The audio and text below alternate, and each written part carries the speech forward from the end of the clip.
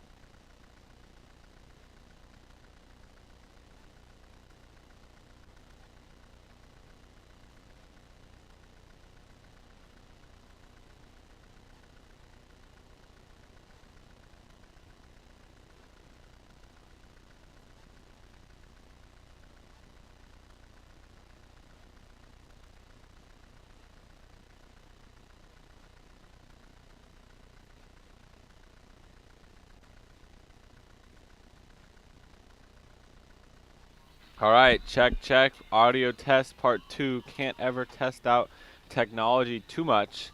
We all know how it likes to fail when we need it most. Absolutely. Yeah, I'm Isaiah Duport with Jeff Runyon. We're about to get underway. Yeah, this is a big game for both of these programs. Dominguez Hills advanced. Yeah, this is the mic check. It's not the actual broadcast. Well, we're about 4 minutes out. I guarantee somebody's listening. So. No, that's true. As both fans are getting riled up. Jeff, you say a little bit. Let's see if a sound check works. You know, I think we're gonna get a good game here. I think the Toros are fired up. They're trying to, come in as the 6th seed and win out. And Concordia's got a home field they got to defend. I think it's going to be a good one. But they are technically the visiting team today. That's right. That's all I really got. My mind's blank right now. It is nearly noon, and that will be game time. Yeah, I don't know. My brain, it's not working. There's going to be a lot of energy today. There is going to be a lot of energy. I'm trying to not use it all pregame. I'm trying to find it. I mean, I don't know why, but I've sat down in this chair, and I'm not doing too hot. But we're going to get, you know what, the energy that the fans are harnessing. There's an Eagles fan flapping his like wings, an eagle. Yeah, flapping like an eagle. The Toros under their shade, very smart, packing it together. Yeah. I hope sound is working. Haven't gotten a text to say it's not. But yeah, we're going to take a quick break and give you the lineups in just a second.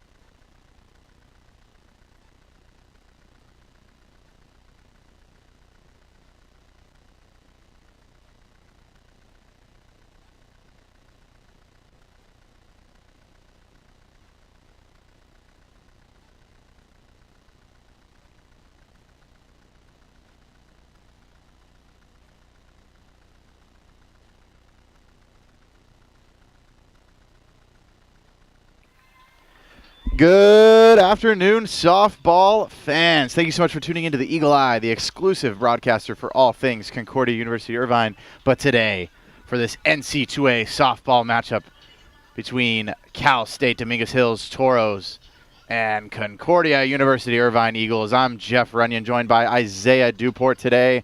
I'm on the water polo team here at Concordia. Isaiah is a cross-country runner / track and field runner. So we are absolutely ecstatic to be here today. Isaiah, how are you doing? I'm doing good. I'm excited to bring just some more great softball. We've seen that just a high level of play by every team involved in this tournament. Started with 4, now it's down to 2. So just a quick tournament recap. Cal State Dominguez Hills has been just absolutely carried by Alyssa Alagi. She is in the circle today for Cal State Dominguez Hills.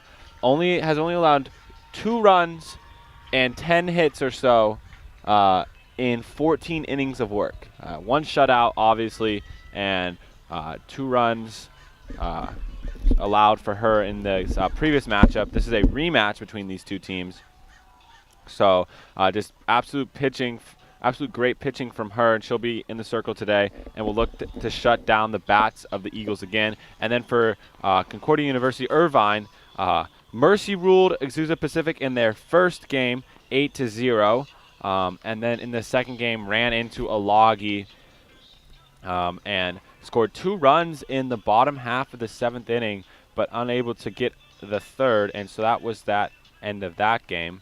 And then Concordia then bested Chico State 2-1 last night to advance to this chance to play Cal State Dominguez Hills again.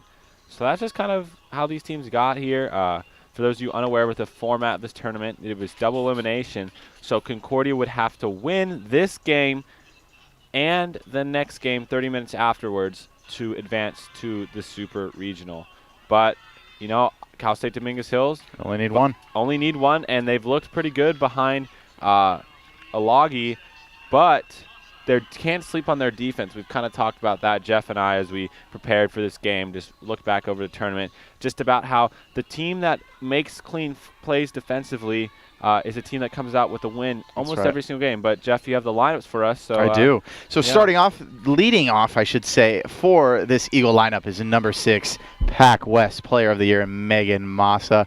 And we've got a little bit of a lineup change. We're not used to seeing her batting second, but today and yesterday, number 33, shortstop, Riley Rohr. I think that's an absolutely fantastic call by Coach Rosenthal, getting Riley more at-bats, pushing her up closer to move forward Megan Massa should she get on base. I think that is a fantastic – that's a great lineup change, if you ask me.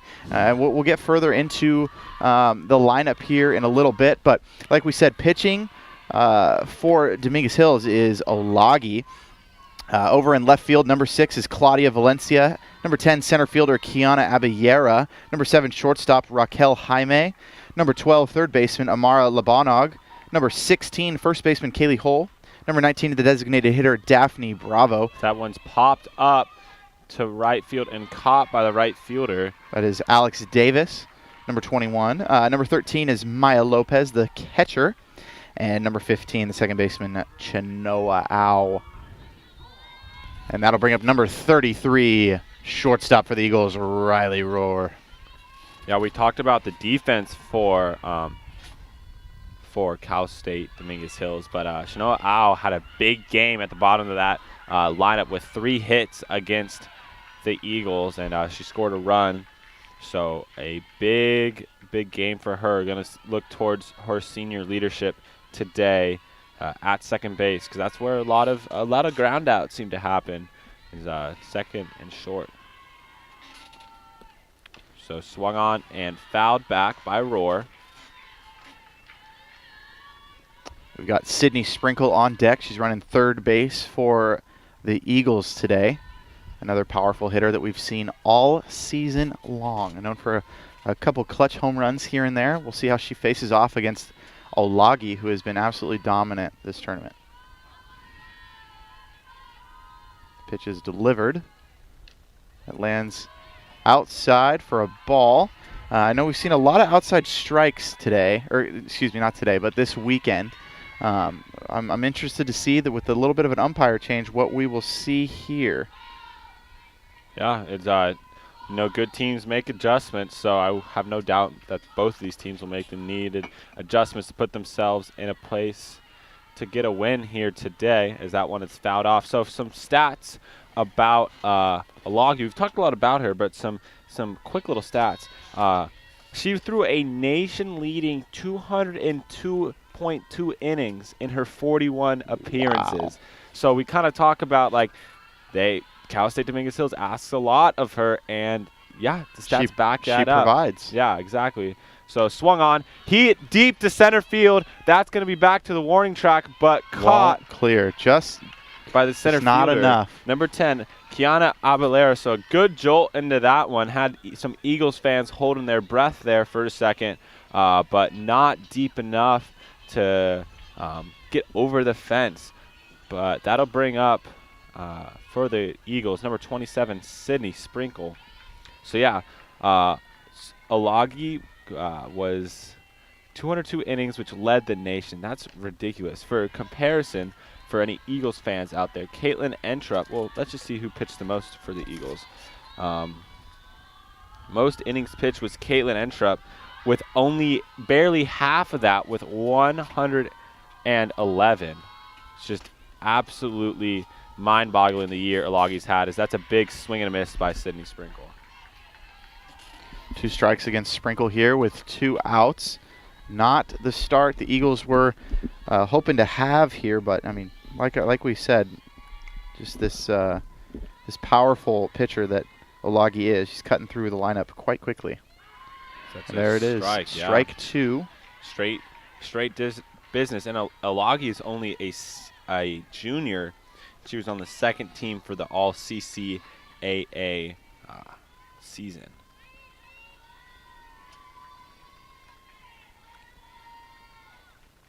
That one's outside. Good eye by Sprinkle.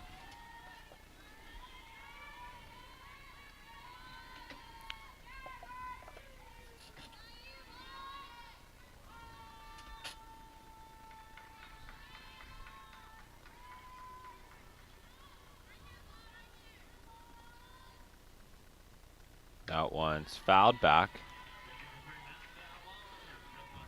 For those of you following the rest of the West Regional, Sonoma State has tied the game with top-seeded Cal State San Marcos. It is 2-2 in the bottom of the 4th. Sonoma State just needs one win to advance to the Super Regional, as San Marcos fell to Northwest Nazarene in the first round of that tournament. As Sprinkle is just... That's a staying alive swing right there. Staying alive.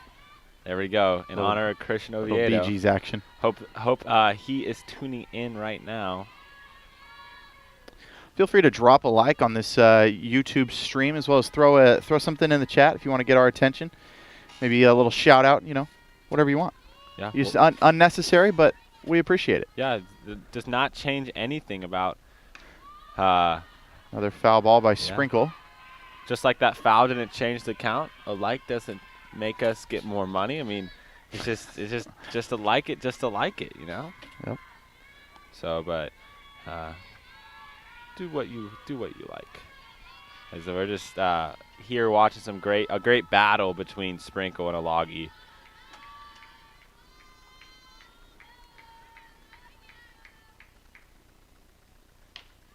That one is low. That'll put the count at full with 2 outs. I think Toros fans thought that could have been strike number 3, and I might have to agree with them. But good eye by Sprinkle, and gutsy move to watch that go by with 2 strikes, because she has been fouling off some pitches, so she's not afraid to swing the bat to keep herself in there. As that swing hit deep over center field, and that's going to be clear. Home run for Sydney Sprinkle. That'll put the Eagles up 1-0 in the top of the 1st. Excellent start. That's the one the Eagles are looking for right there. Yeah, exactly. Aggressive bats for the Eagles have been key for them to advance throughout this tournament. and an aggressive 3-2 swing right there by Sprinkle. And it looked that pitch might have been a little bit low, and she went down and got it. Let's check the replay. Yeah, it was a low and just lower half of the plate. Great tracking by our camera woman. Absolutely. We got India Alex on the camera today. Yeah. But, I mean, excellent try from the center fielder there. She gets a glove up, almost snags that one, but that'll bring up number 18, Missy Namath. Got to applaud Kiana Abalera's attempt there. I thought she was going to get it. I did as well. I thought we were going to have a stolen home run on our hands. Yeah, and that would have been, that would have been SportsCenter top 10 play right there. Absolutely. We've got a little shout out from Pastor Anderson of Concordia. Says, "Go Eagles." Shout out, Pastor Anderson. Thank you for all you do for Concordia here at the community. That's a big swing and a miss by Missy Namath, first baseman, wearing number 18 on her chest and back. If we have any Dominguez Hills fans in the chat, feel free to drop a comment. Let us know that you're rooting on your team. So 1-0 here early for the visiting Eagles.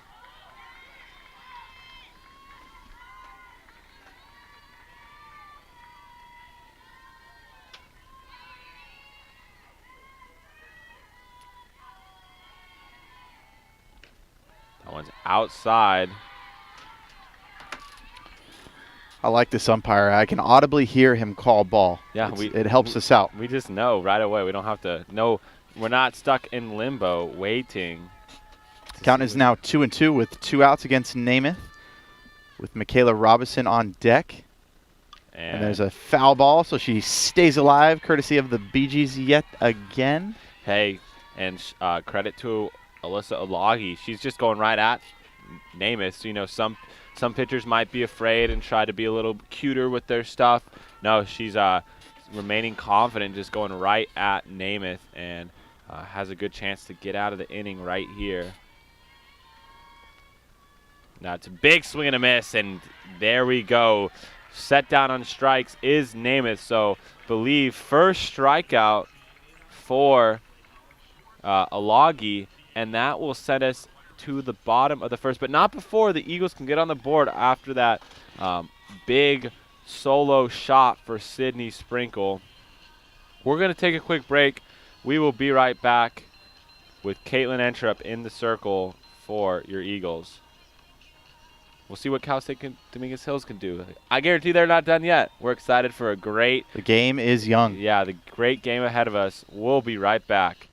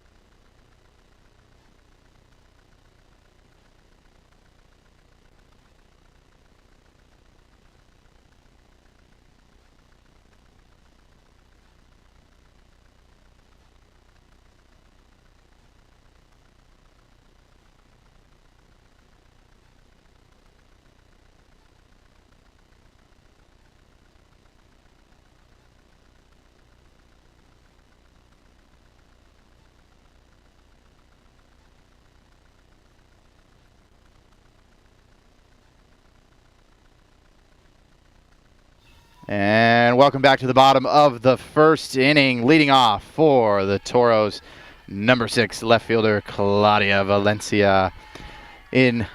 On the on-deck circle, we have Kiana Abalera, center fielder, number 10. Due up after that is Amara Lebonogg, number 12, the third baseman. And then we have in the 5 spot, Kaylee Hull, number 16, the first baseman. We'll get a little deeper into that lineup as this goes on. We've got Caitlin Entrup in the circle, as stated previously, the Concordia ace. And that one gets hit hard foul. That's a play by that fan right there.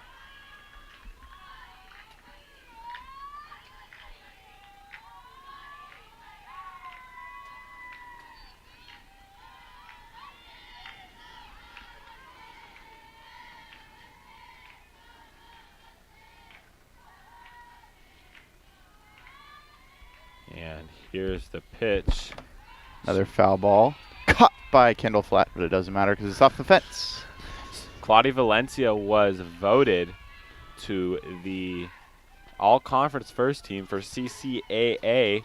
Was finished 6th in the CCAA in batting average at .399. Was in the top 10 for slugging, on-base percentage, on-base plus slugging percentage. So OPS, runs scored, RBIs, and stolen bases. So good all-around season for her. And she is all over. Spot. She's all over it today too. She just needs to square one out. She's hitting it deep because every single one of her foul balls has been rocketed over at that right side. So she's even a little, I guess it's just a tad behind. She's a tad behind. But, she's getting a piece of them. Count is now 1-2. Caitlin Entrup leads in the count. Oh, that doesn't find that outside edge. I thought we were going to see it. That is outside, yeah, good eye by. I'm surprised. The last 2 days we've seen a lot of called outside strikes. Yeah, we have. But not today. Not today. Not today, mate. That's good.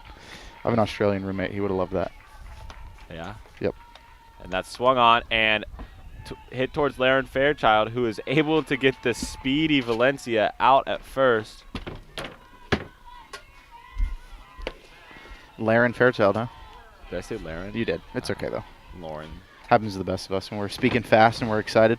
Kiana Abelera, center fielder, up to bat.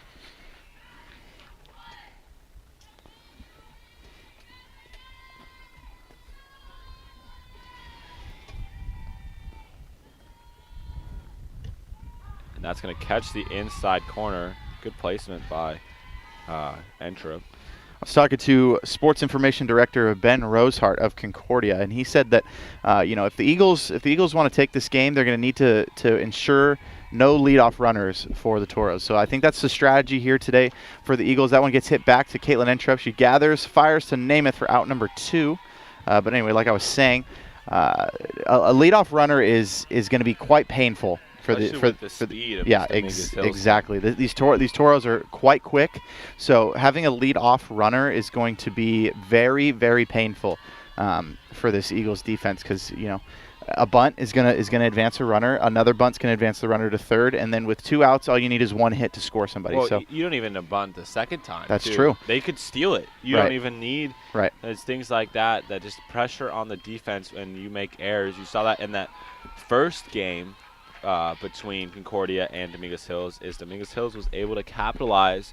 They got a run in and they kept piling it on because of that speed on the base path. That's right. Forced some okay throws, but just Dominguez Hills took advantage of it. As that pitch is a strike. Oh, there it is. I was very confused. I didn't see or hear anything, and I thought that's for sure in the strike zone. That's going to put the count at 1-1.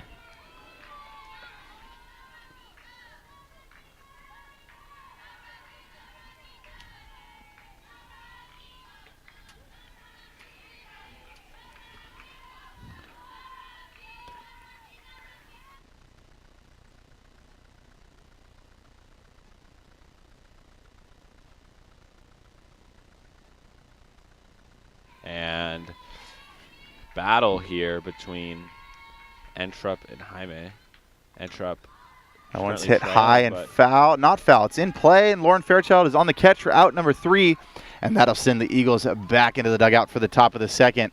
And that'll bring out pitcher Alyssa Loggy. We'll see what she can do here.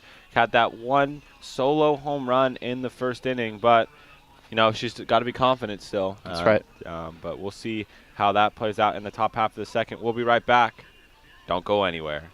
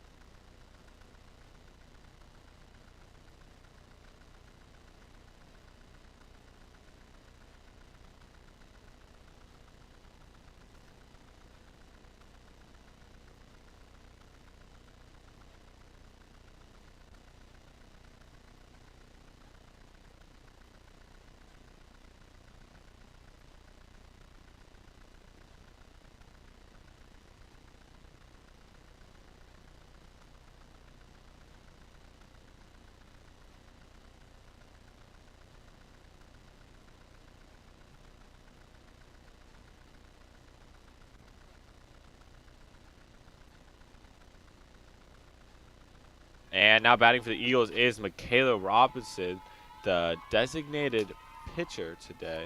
Designated player. Oh, yeah. Sorry. The P always messes me up. Why don't they just put H? But anyways. They do on here. It's DH on here. Okay. Well, I'm wrong. But yeah, Isaiah Duport here making mistakes. Own up to it. She's the number 5 hitter for Concordia today. 296 this year. She's played in 35 games. And she thinks about that one.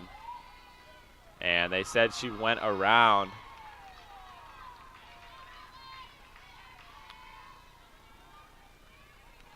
So that'll be 0-2, I believe. 0-1, 0-2. I can't remember. 0-1. 0-1. Trying to frame that is the catcher. Behind the plate is Maya Lopez.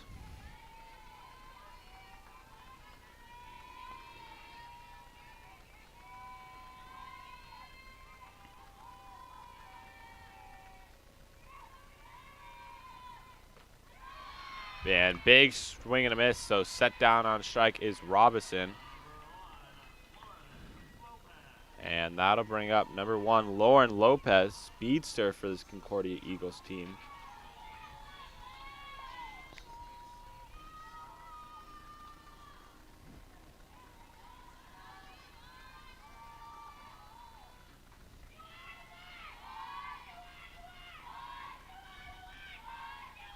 And she puts the bunt down, but it's foul.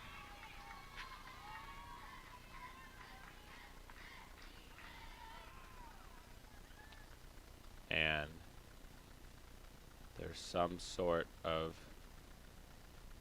question, something going on with the umpire right now.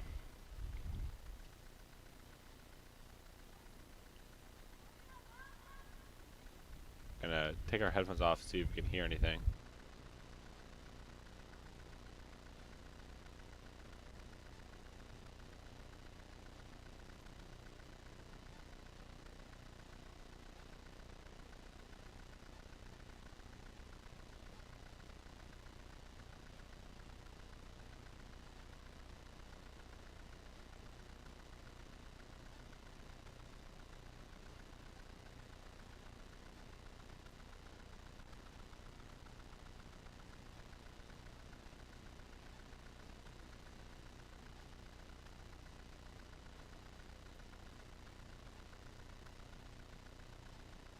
All right, sorry about that, ladies and gentlemen. There was a defensive shifting. So Raquel Jaime, you just corrected me 4 times and I still did wrong. Raquel Jaime is at third base now instead of shortstop, and Amara Lebonogg is at shortstop. Lebonogg. And that's put into play, and that's going to be a great play by the left fielder. She came up very far. Claudia Valencia is going to come up into the infield to catch that. Heads up play. And now batting is Kendall Flatt. So in the previous game between these two teams, Kendall Flatt hit a 2-run home run. And now they're switching back. So some sort of bunt coverage going on, just a shifting going on between those two. Maybe because Lauren Lopez is known for the bunt. Yeah, so and maybe Jaime is, I'm not going to say her first name because I'm going to mess it up. Jaime is a better fielder for bunts. Maybe. But, hey, you got to do anything you can here in the championship game. Yep. That's going to bring up number 11, Kendall Flatt, who's been having a fantastic weekend. Yeah, got to mention home run there. Against Olagi. So we'll see how they fare this time around. Is that pitch is outside. Ball 1.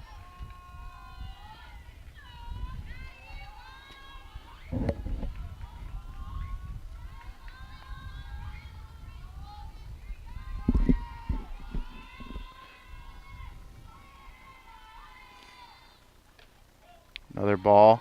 A 2-0 count. Olagi potentially pitching away from Kendall Flatt. I don't think so. You don't think so? I think she's trying to hit that outside part of the plate, and it's getting away from her a little bit. She's not afraid of anybody. I mean, that's just the way she's been pitching this tournament. There we go. Hits her spot that time. Count is now 2-1 with 2 outs.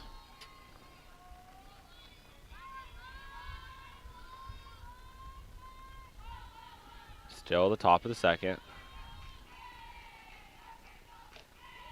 That one's outside again, so 3-1, really pounding that outside of part of the plate. We'll see if Alagi comes in a little bit more, or if she's going to keep trying to hit that spot and risk a walk.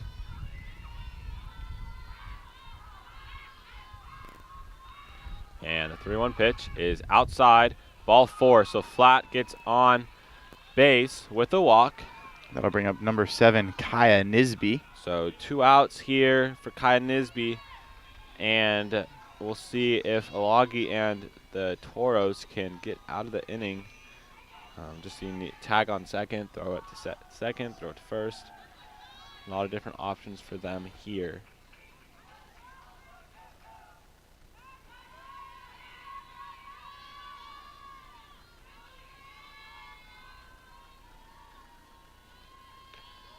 That one's up and away. Man, how it was called yesterday, I think that would have been a strike. Potentially, yeah. That looked a little closer for Alagi. Still not hitting the spot she wants necessarily, but nothing to worry about yet as that pitch is in there for a strike this time. 1-1 count.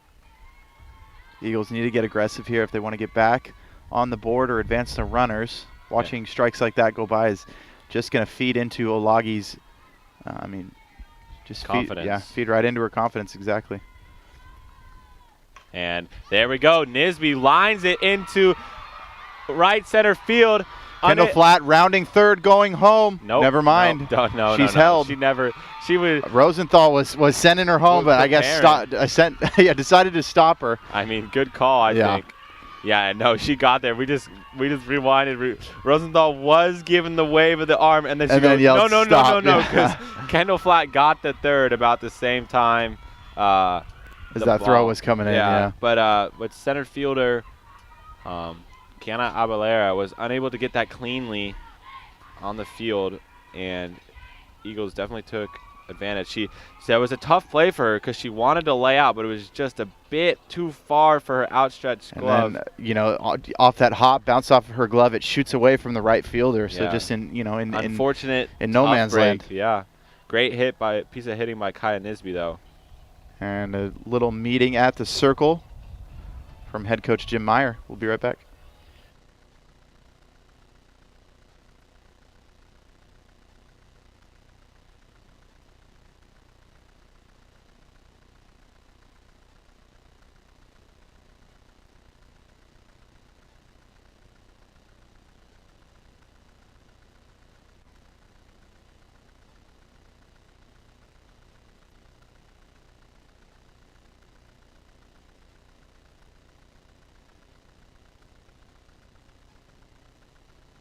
All right, we're back. Lauren Child's up. Lauren Child. Slow down. I got it. No, I was going to ask you what we did bad lip readings for Coach Rosenthal. What do you think? Oh, I have no idea. Coach Jim Meyer was saying. I wasn't watching the body language. I don't know. Okay. Yeah, sorry. You're gonna have to ask me while it's happening. That's my bad. I forgot. You're good. That pitch is in there. Wow, he frames it in there. She frames it in there. I don't think there's any he's on this field. My brain was still on the umpire and then also Coach Meyer. Coach Meyer. Yeah.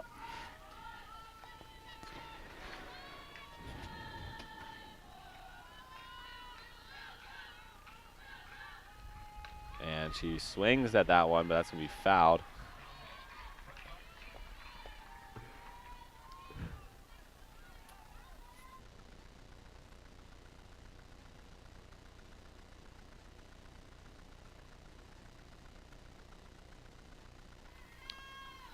Two strikes against Fairchild with 2 outs. And the pitch outside.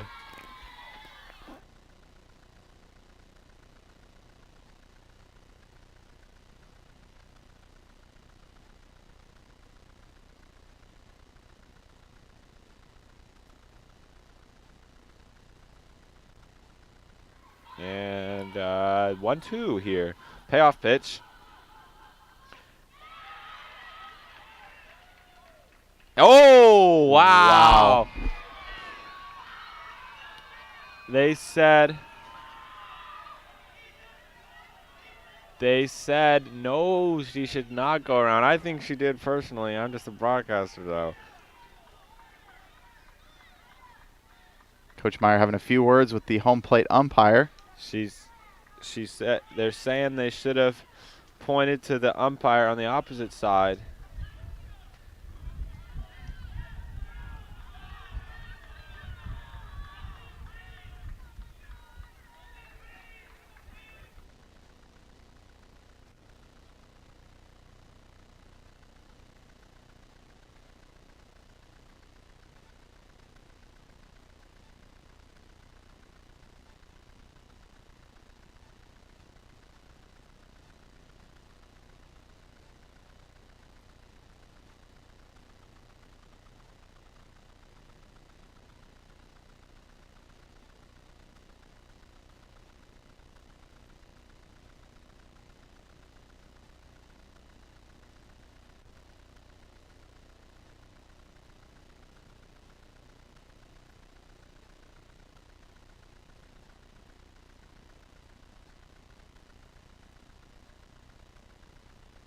All right, so Deemed a ball.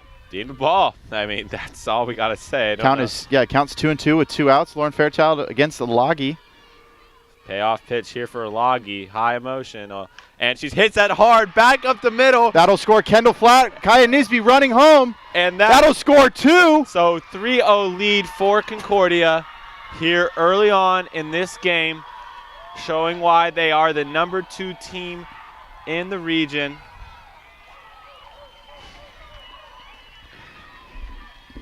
So a check swing, ruled a check swing, controversial call, but able to capitalize on it is Lauren Fairchild. And that'll bring up number 6, Megan Massa.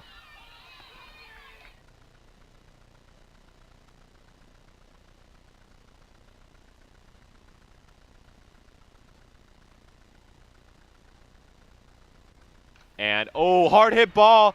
Massa stopped there, thought it was caught by the first baseman. That's why you always got to run that one out. But a great heads-up play by the first baseman.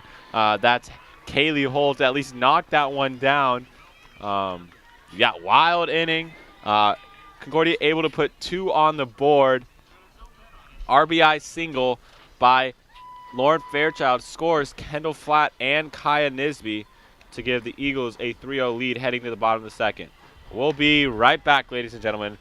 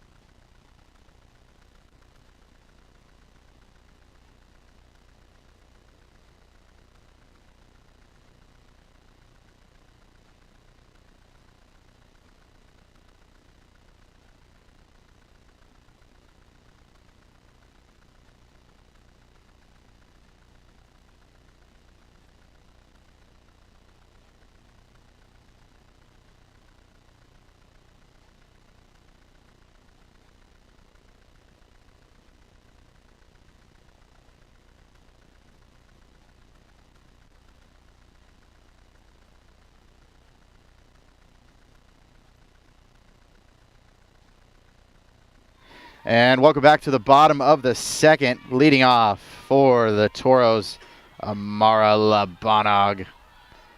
Toros need to answer here, and if this is, I don't even know what I'm trying to say right now. But anyways, Lebonogg is the perfect person to get it going. She's batting in that 4th spot with Haley Cole coming up to bat, and then designated hitter Daphne Bravo. So, these next 3 batters are exactly who the Toros need to get this train back on the tracks. Oh, wow. I like that. That was a good one. Thanks. I don't think it's fully off the tracks yet, but it's currently not going the It direction. derailed a little bit. It's not going the direction Correct. the Toros wanted. Exactly. They're, but these Toros have Alagi who may just be getting a slow start today, and she could be firing on all cylinders come next inning. We've seen that throughout this tournament. Yes, we have. We saw that in the Eagles game yesterday to advance to this game. Eagles put 2 runs on the board early against Brooke Larson, but Larson was all money after that, and Chico State almost was able to tie that game back up. That's right. And we've seen these Toros take advantage of errors and one error and exploit this Eagles defense. So, the game is young. The game is very young. That one is outside as well. Count is now 2-2. Kendall Flatt attempting to frame those outside pitches, but they're just a tad too high.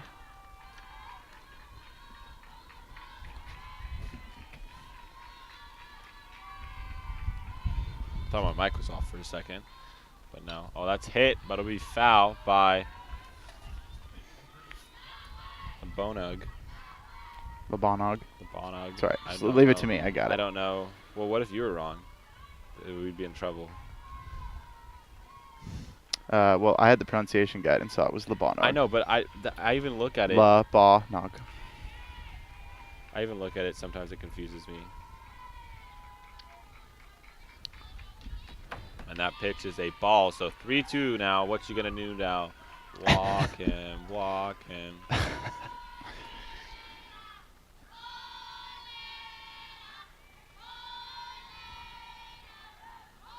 We used to say in Little League, after someone would watch a ball go by, G-O-O-D-E-Y-E, good eye, good eye, good eye. That's what we used to say. That's a ball. Oh, that's ball 4. So Lebonogg. Oh my gosh, now you got me saying it wrong. Lebonogg takes first, and that's going to bring up number 16, first baseman, Kaylee Hull. Well, and here's what we talked about. And key for this Eagle team is getting. Oh, I think we have a pinch runner.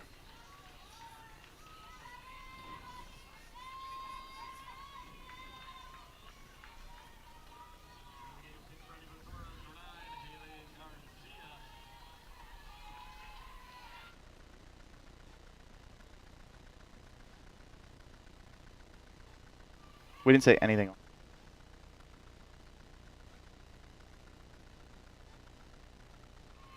So I believe it may be a pinch runner. Yes, number 9, Haley Garcia is now.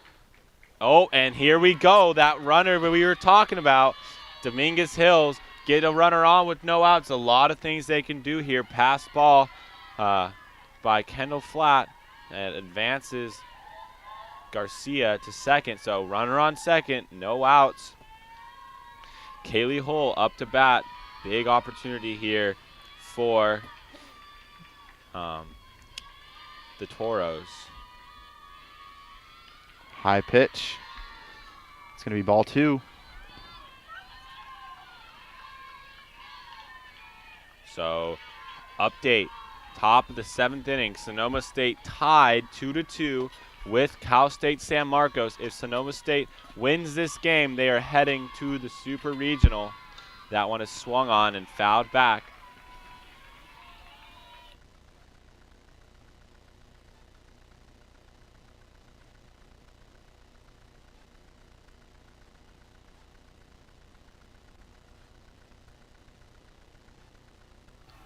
And count is 2-1 against Hull. As that one is fouled off. Entrup delivers. Another low pitch. Good stop there by Flatt. Ready for that one. Yeah, will not allow Garcia to take third. And we're going to have a quick pitcher circle meeting by Coach Imbriano. We'll be right back.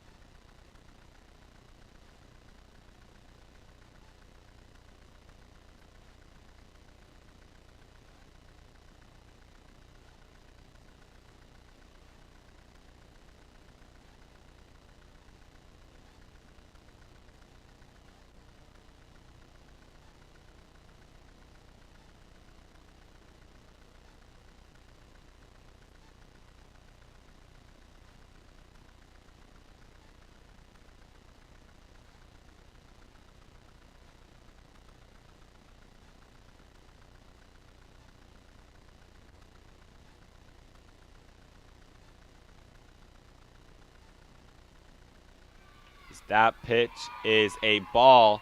So great opportunity here. 3-1 count for Hull.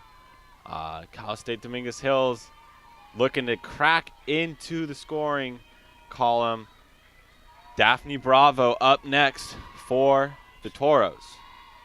That pitch is swung on, hit straight back. Oh, Entrup muffs it. And that's going to advance Garcia all the way over to third with only 1 out. Yeah, great scoring opportunity here for the Toros. Yeah, it looked like Entrup was going to throw down to third. So that might have even not worked out for the Eagles as well, but you never know. But just had to settle for the out at first, and a lot of options here for the Toros. Any ball put in play, essentially, runner scores, I think, unless the Eagles want to give up a free base runner to the Toros. So that first pitch is out there, called strike 1.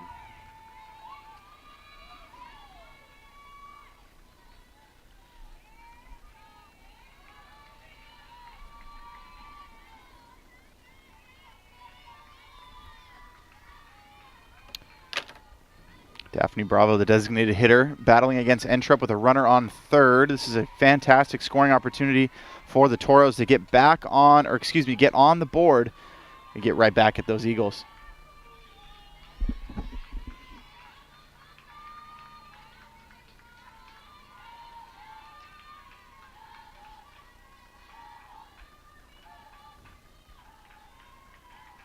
Daphne having a good season this year. See if she foul can ball. Continue that.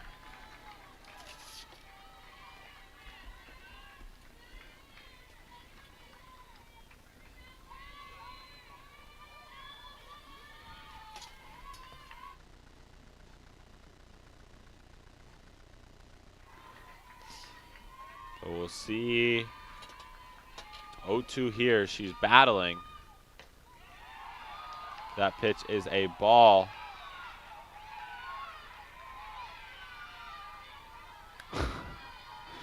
Both sides getting into it. Their fans. Love the energy, though. Yeah, both of these fans very invested in their teams. As they should. It's been a great season so far. Neither of these teams' seasons should end. That's foul. Ooh, almost over the head of Missy Namath. That would have been a great hit there.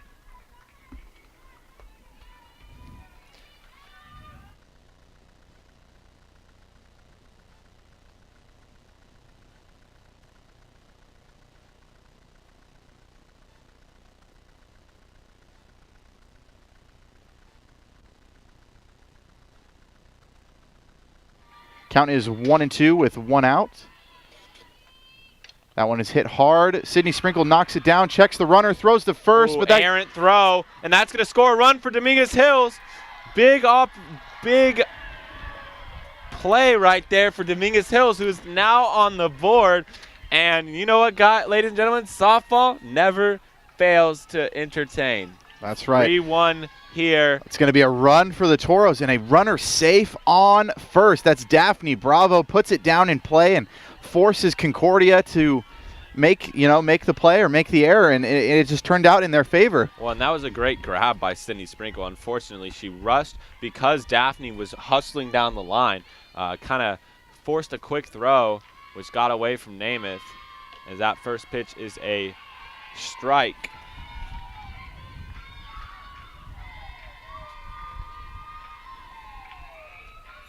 Who's up to bat for us? Batting is Alex Davis, the right fielder, number 21. And, ooh, Davis shows bunt there. Like we talked about, some dangerous things can happen when you got a runner on for this Dominguez Hills team. Puts the pressure on you.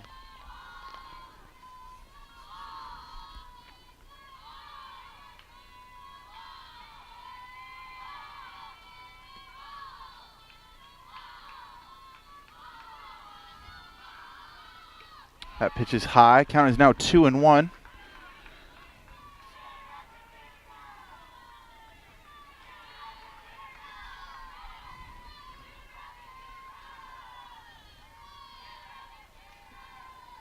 So 2 in a row, 2 in a row. 2 straight balls delivered by Entrup.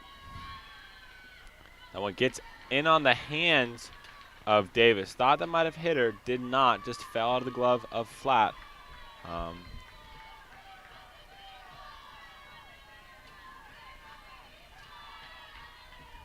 3-1 count. Big spot here for Davis. Eagles would love a double play right now, but I've only ever seen that happen once, so who knows. There's ball 4. So 2 runners on. That'll bring up Maya Lopez, the catcher. And as there's a circle visit, as the infield talks things over, we're going to take a break. We'll be right back.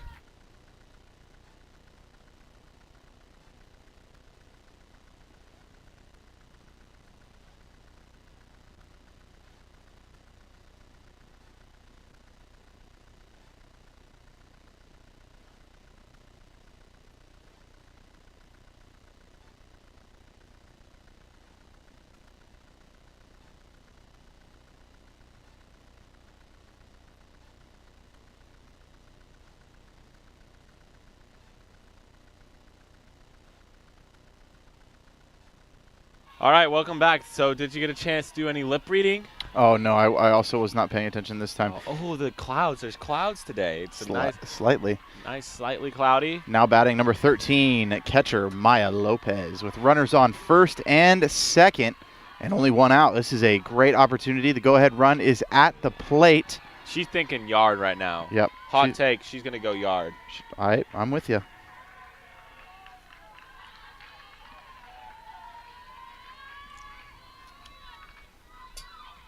Does have 5 home runs this year, tied for second on the team. So not that out of the picture. That would give Dominguez Hills the lead as maybe a bunt? Shows bunt.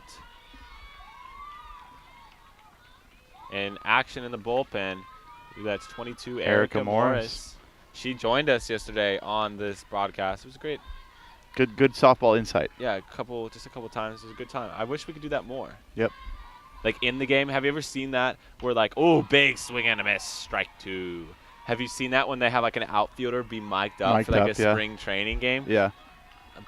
Ben Rosehart, if you're listening, make that happen. I don't think that's going to happen. That would definitely distract from the game. Coach Rosenthal would not be down for that. That could happen. I think it would be great. I think it'd go awesome. Big swing and a miss. So there you go, Eagles fans. Entrup looking like she's dialing in. Her first strikeout of the day. But Dominguez Hills Toros still have a chance. Chenoa Au haunted this team yesterday. 3 hits, couple RBIs. Let's see what she does here.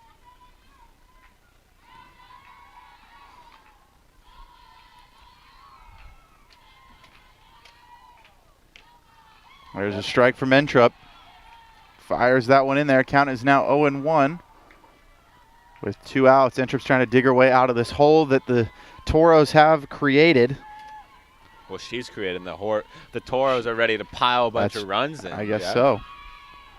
Toros have, done a great job in the batter's box, forcing the ball 4 to come from Entrup, and that hard ran out ball ultimately scored. Who was that? Who scored? Was it Kaylee Hole, or is it LeBon? It was a pinch runner. There was a pinch runner. That's right. Pinch runner was number 9. That was Haley Garcia. And that one's put into play to Namath. So that will be out number 3 to retire the side. So Toros have drawn blood. Yeah, a couple of hits, 1 run, 2 runners left on. And that will send us to the top of the 3rd, where the Concordia University Irvine Eagles lead by a score of 3-1. We'll be right back.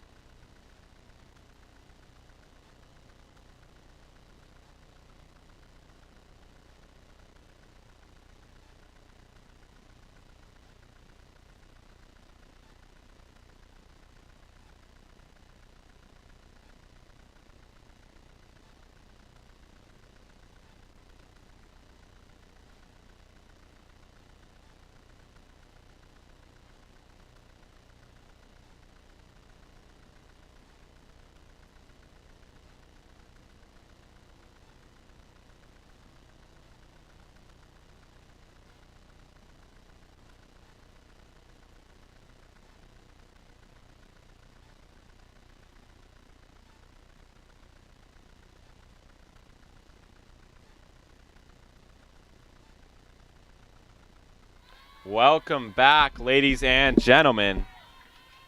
Up to bat, Riley Roar. Nice. Yeah, don't know where that came from. The crowds aren't roaring as much. Let's see how many times they can use the word roar during this at bat. Crowds aren't roaring as much as they were at the start of this game, but every pitch from a Loggy roars by. Yeah. Yeah. Now it's forced. This whole thing is. She'll foul that one away. Forced. Count is 1-1. I bet the fans are probably roaring in the non-existent chat section. Apparently, sorry about that, ladies and gentlemen. We were misinformed about how corny we are. But there's just something roaring inside me that wants to get these jokes out. Okay. that one is high. Count is now 2-1. It's the umpire roars ball. I think we're up to 8 now. Yeah.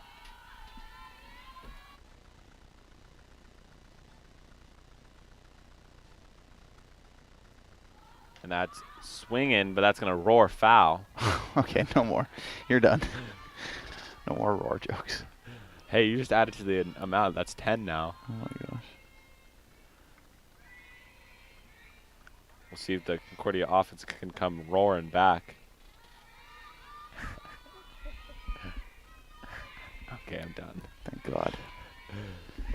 Here's the pitch. And, roaring past Riley Roar. It's another strikeout for Alagi. That's her third on the day. I mean, we've been talking about her all weekend. She is phenomenal in the circle. She's giving the Eagles a very hard time, but stepping into the batter's box now is number 27, Sydney Sprinkle, and her last at-bat was a solo home run. That pitch is a ball. Yeah, it was. Alagi doing a good job of keeping runners off the base paths, keeping the pressure off of her defense, and the defense has been helping her out as well.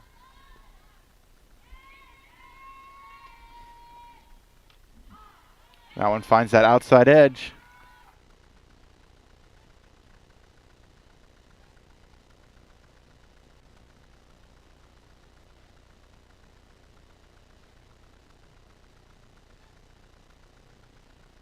All right. And that pitch is high. Trying to mix it up maybe a little bit. Count is now 2-1 with 1 out. I wonder what the mindset of a pitcher is after someone just went yard on you. I'm sure the good ones like Alagi and company probably don't matter. It's just like, I'm just going to come strike you out again. But maybe something's different.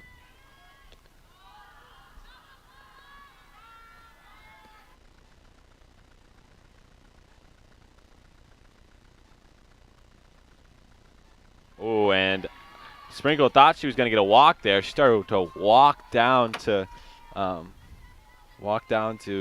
first base, but Alagi sprinkled that strike in there. Count is full. That was bad. That one was just so bad. We're going to get over it. Count is now full. Same count as last at-bat for her home run. She'll foul that one away. Facts. Good stat recollection, Jeff. Thank you, sir. You just got to sprinkle those statistics okay. in here. No more name puns. These are horrible. I'm gonna turn your microphone off.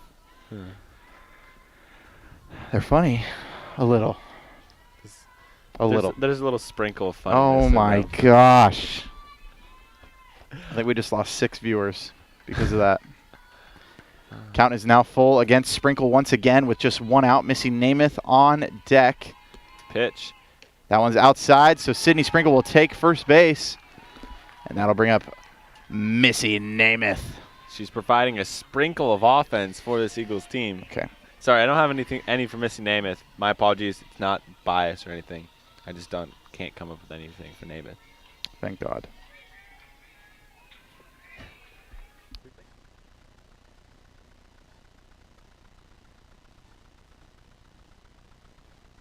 First pitch is fouled straight back.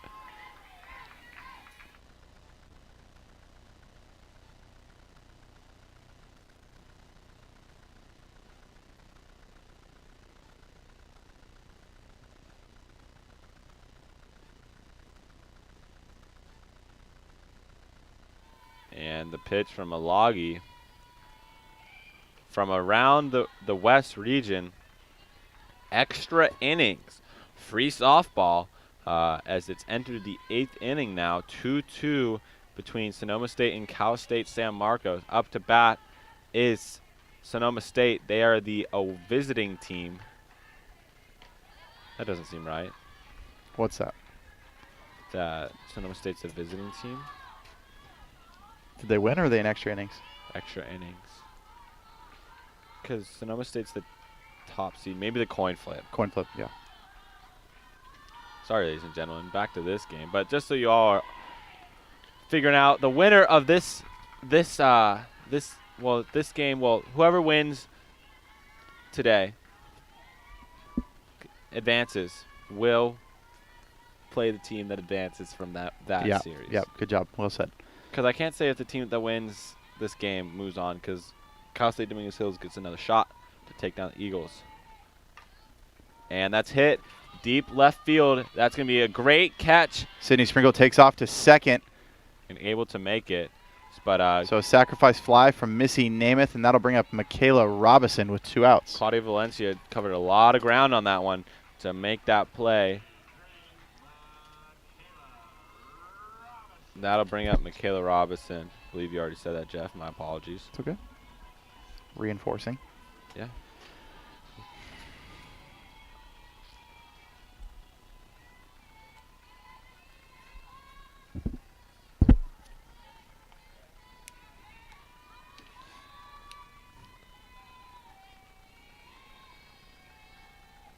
The pitch is outside.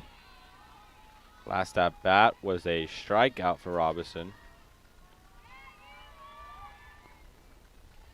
Despite this 3-1 deficit, Alagi has only allowed 3 hits today.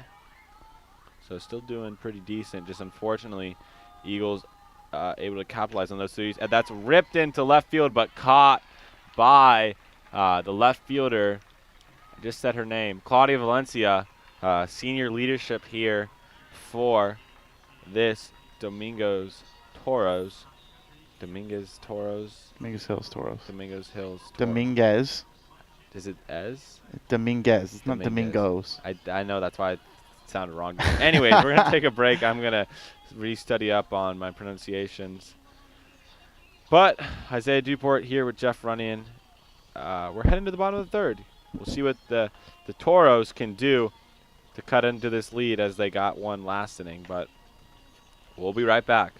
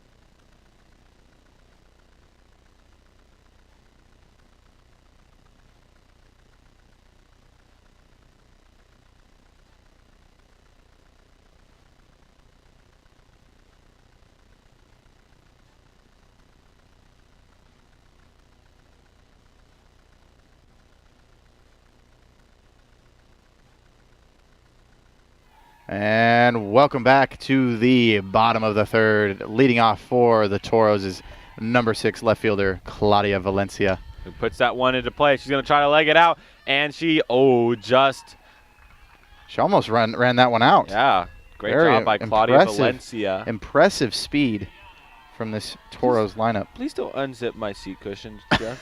I would really like to keep that intact.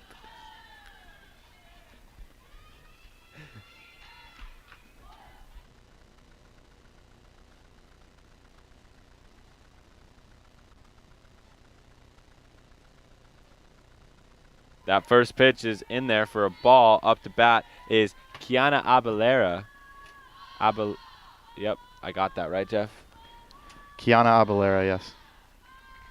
I just did the fist shake, ladies and gentlemen, celebrating my successful. That's a ball. Hear it from the ump. Thank you, Mr. Umpire. Still it's gotta be so hard to be an ump. Yeah. Like referee of any sport, I think, is a pain in the butt. Shout out to all the umpires for what you do, making these competitions possible. And that one's capped. And trying to beat it out. Oh!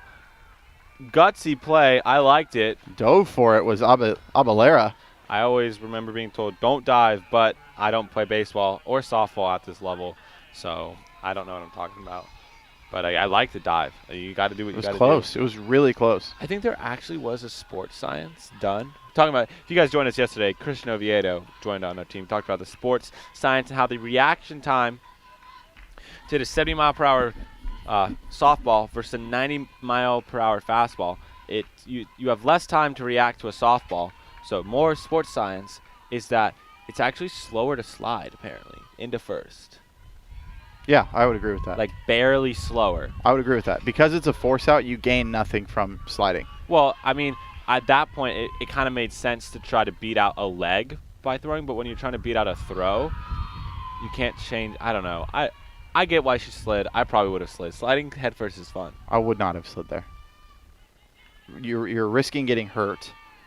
However, you're not. She made the play really close. Yeah, but I think a lot closer than it would have looked. Yeah, I think the sports science is that you do slow down when you start to slide. Yeah. Oh, that and one's that's hit out into left. That's center. gonna get down the perfect spot. She's gonna try to leg it out for two, but unable. Smart to hold up for Raquel Jaime.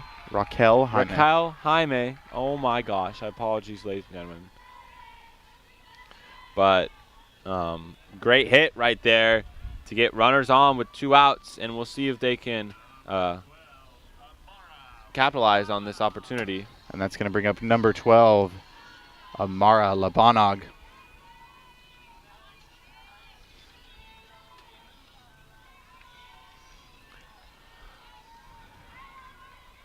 Left-handed hitter, batting .252 this year. And swung on foul into hard. the fence. One of the fans turned their head super quickly. Wasn't exactly ready for that one.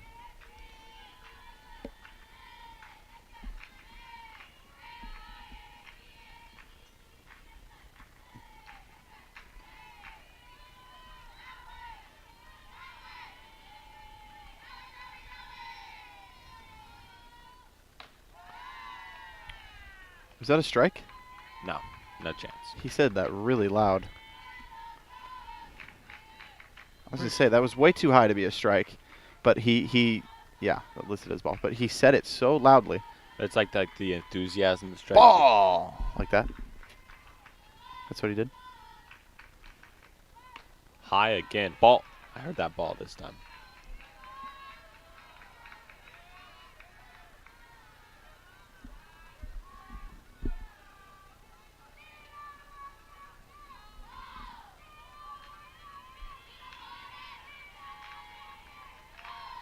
Amara up to bat here. Count is 2-1 with 2 outs. That one's low. 3-1. Moving it around the zone is Entrup.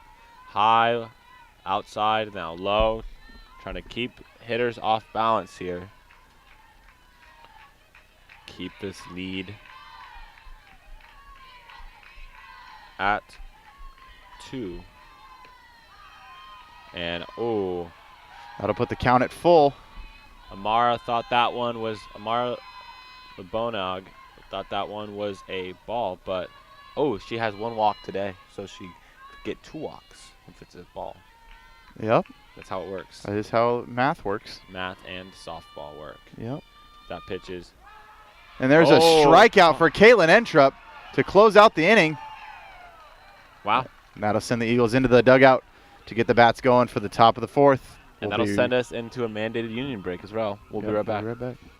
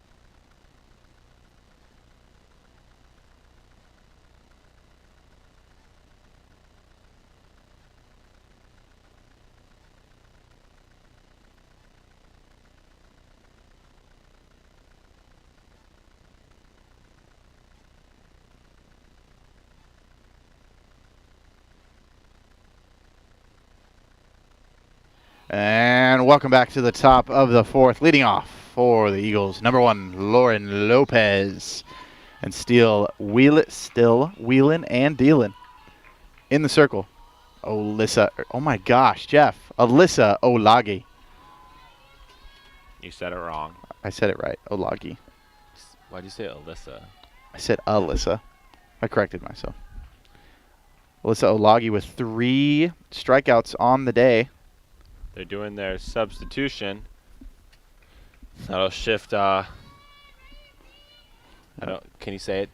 I'm waiting for you, number 7. Yeah, they're shifting number 7. Excuse me. Nope, that's 7 spot. Raquel Jaime with number 12. Amara Lebonogg. Potentially some bunt defense here. Seems to be a worthwhile adjustment made by head coach Jim Meyer.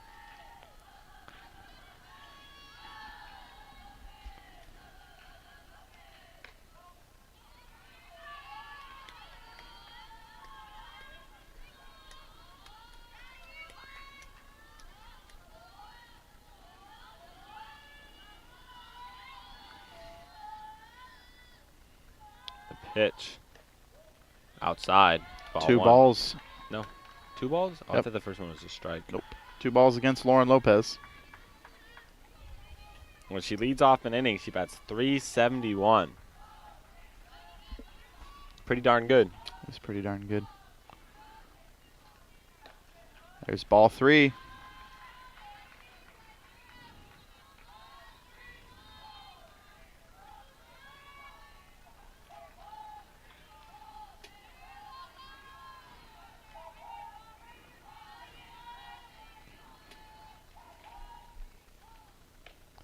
That one's in there for a strike. So 3-1 count here. It is now top of the 9th at Cal State San Marcos. Sonoma State still tied up with the top seeded Cal State San Marcos. So we'll see how it goes. And that's hit. Finds the gap. And a single for Lauren Lopez. And that's going to bring up number 11 catcher, Kendall Flatt.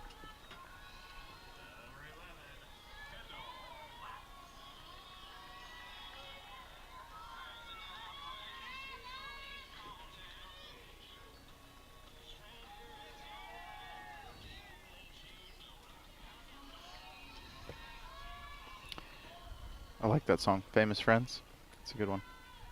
I know you don't like it because you don't like country music, but it's okay. Throw back down. Oh. Ball gets loose a little bit. Lauren Lopez grabbing her knees going, oh my gosh, that was close. Yeah, definitely got to watch herself on this base path. A little dangerous there for the Eagles. Chinoa Al does a great job covering first as number 16, that's Kaylee Hull, crashes home. And we're going to get a quick little timeout called by Coach Rosenthal. We'll be right back.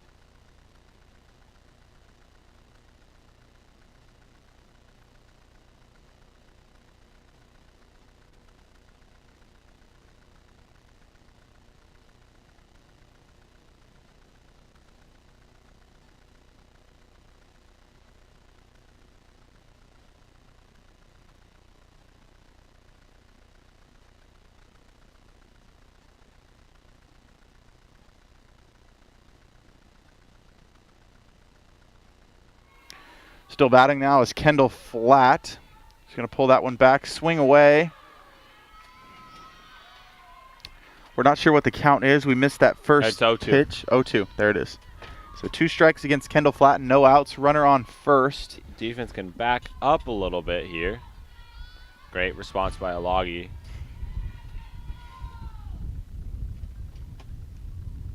Now they're making the shift back.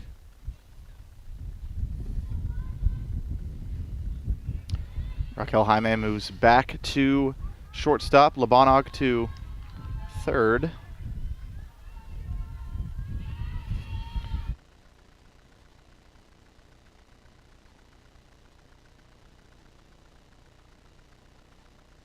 So big pitch here, gonna be delivered by Loggy. Short swing for Flatt. She puts it into play.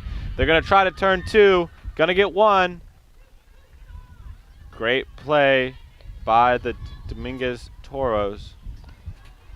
And that'll get Lauren Lopez out on a fielder's choice and bring up number 7, Kaya Nisby.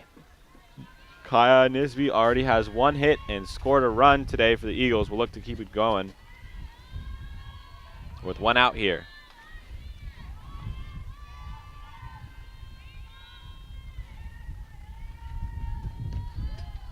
First pitch ball.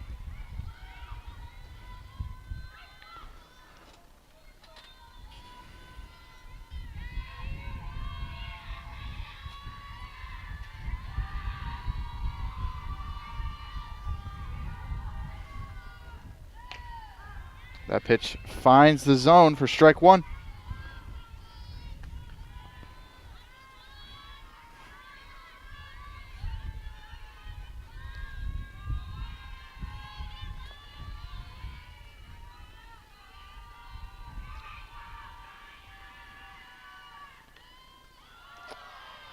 Pitch is called a ball, 2-1.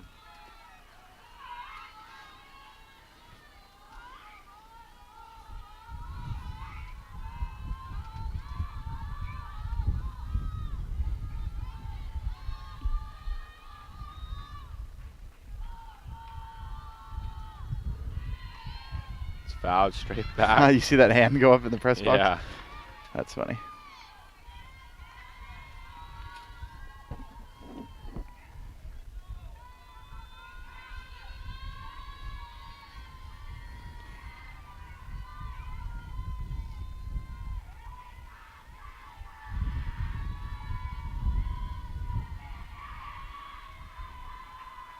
And swung on, miss by Nisby. It's another strikeout for Olagi.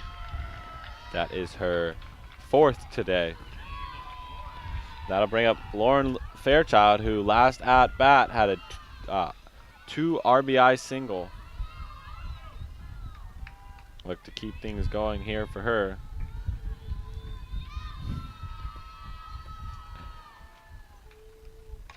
She swings that one foul behind the first base dugout.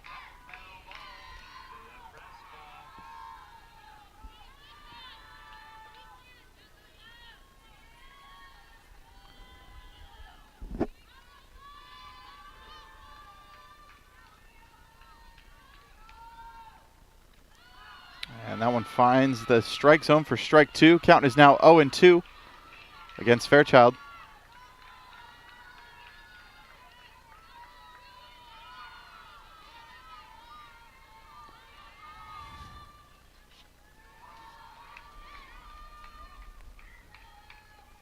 And put into play by Fairchild, and that will be an out to retire the side. So 1 walk, no hits, And a 1 strikeout. runner, strikeout, nothing else. Just 1 runner left on. That'll take us to the bottom of the 4th. We'll be right back.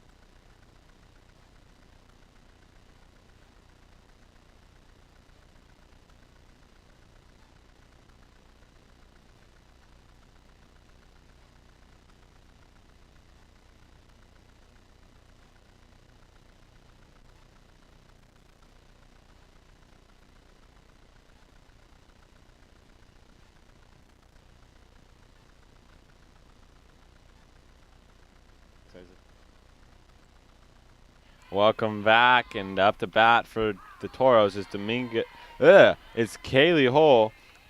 She watches that pitch go by for strike number 1.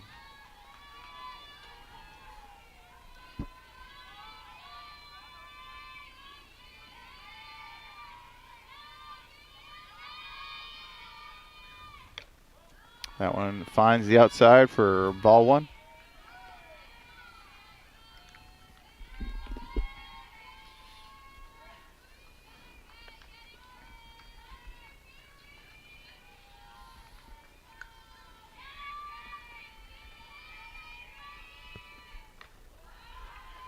On deck is designated hitter Daphne Bravo.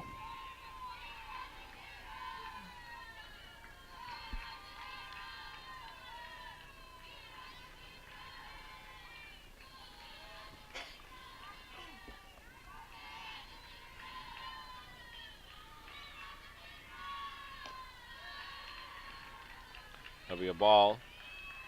3-1 now, I believe.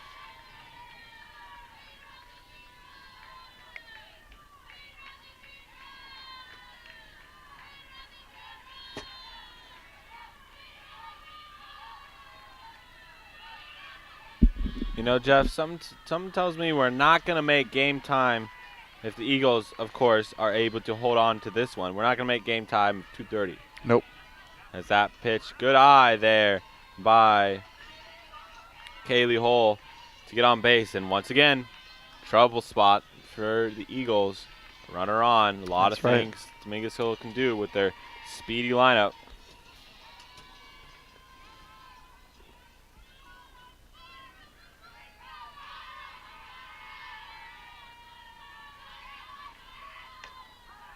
Pitch is in there for strike 1.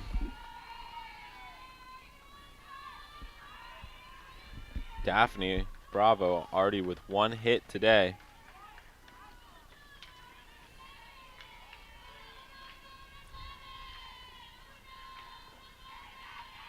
That one's put into play down that first base line. It bounces foul.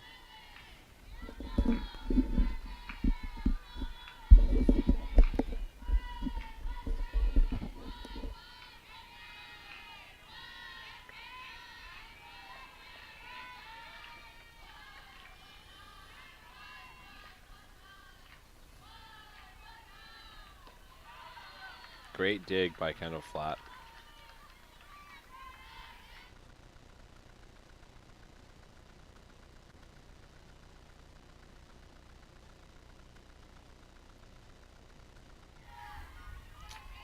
One ball, 2 strikes against Bravo.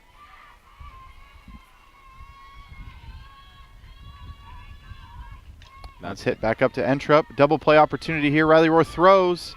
There it is. Double play for the Eagles. That's huge. Now 2 outs here in the bottom of the 4th. Now batting for Dominguez Hills, number 21, Alex Davis.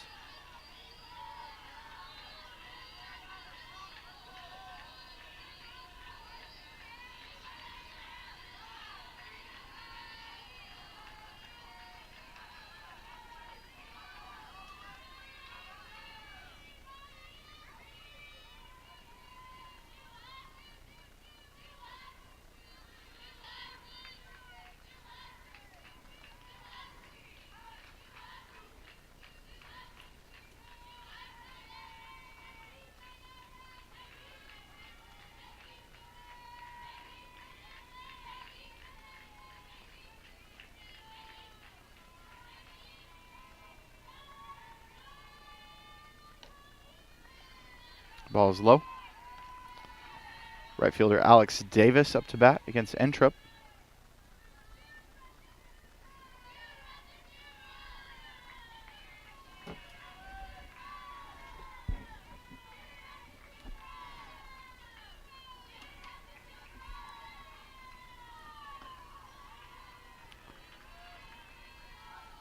It's another ball. 3-0.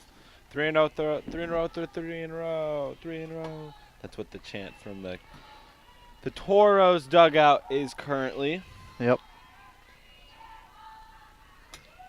We're going to switch up the seating position, keep the game fresh. That pitch is another ball, so 4-pitch walk there. And on base is Alex Davis. Now batting is catcher Maya Lopez. Did I say Meyer? Yep.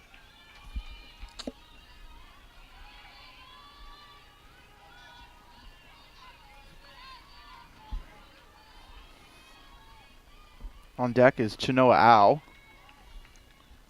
And then right back to the top of the lineup for the Toros. But 2 outs. Kaylin Entrup delivers. There it is. Swing and a miss. I like that swing though. She is the tying run currently. Still here early, but Dominguez Hills would like to get some offense going.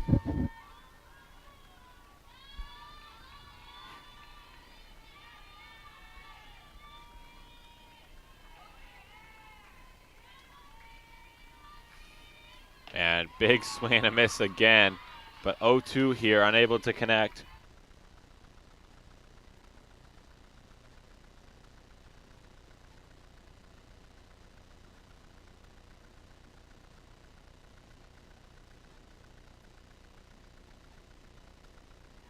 And try to get a short, compact swing, but doesn't have to swing at that one. That one is a ball.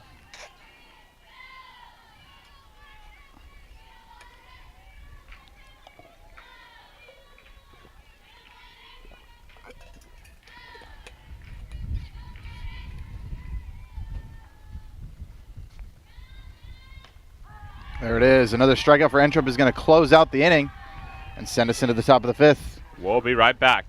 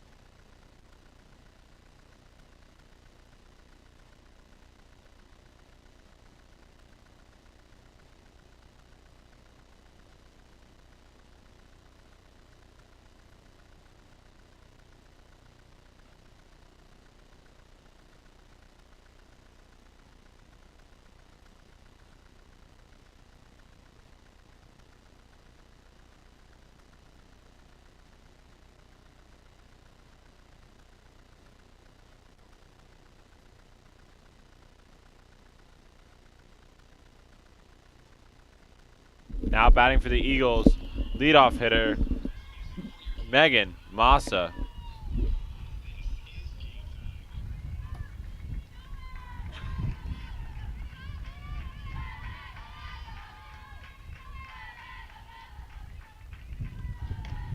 That one's hit. It's going to get down.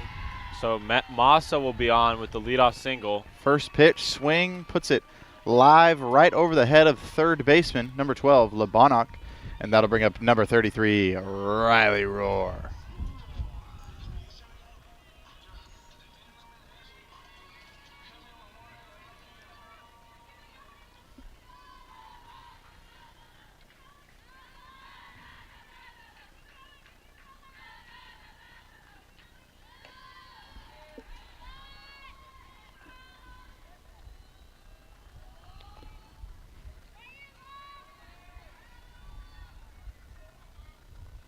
Was a ball.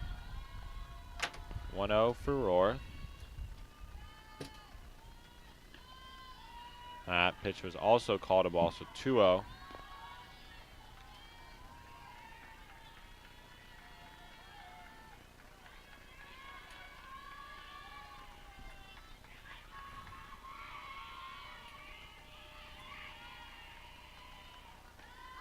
That one finds the outside edge for strike one.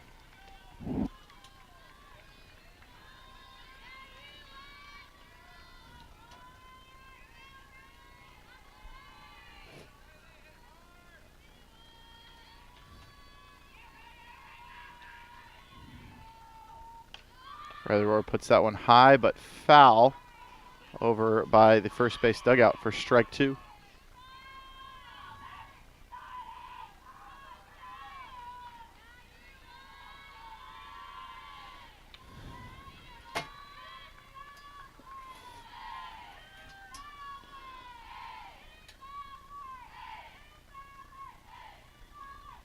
That one's hard hit. Oh, gets past the shortstop. Megan Massa rounds for third. Coach Rosenthal holds her. And off a, I mean, that's a hard ball to get from for shortstop Raquel Jaime. And Riley Rohr lands safely on second. That'll bring up Sydney Sprinkle. I love the effort there from Raquel Jaime. Lays out for it, gets a glove on it, slows it down. But, you know, nothing you can do. That's a hard hit. Hard hit up the middle from Riley Rohr. Yeah. That'll bring up Sydney Sprinkle. We'll see what she can do here. 2 runners in scoring position with no outs. This is Sydney Sprinkle's dream right here. Any hitter's dream. Absolutely. Pitch is outside.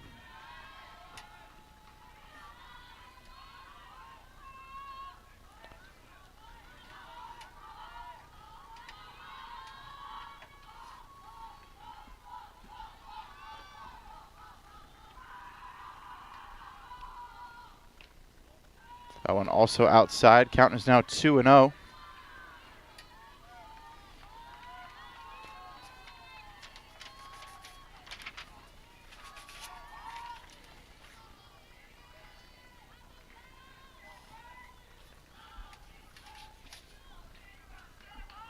And she puts that bunt down, not expected from Sydney Sprinkle, and that'll score a Massa. run. Scores Massa, advances Rohr. Excellent bunt laid down by Sydney Sprinkle. Now with just 1 out, Eagles lead 4-1.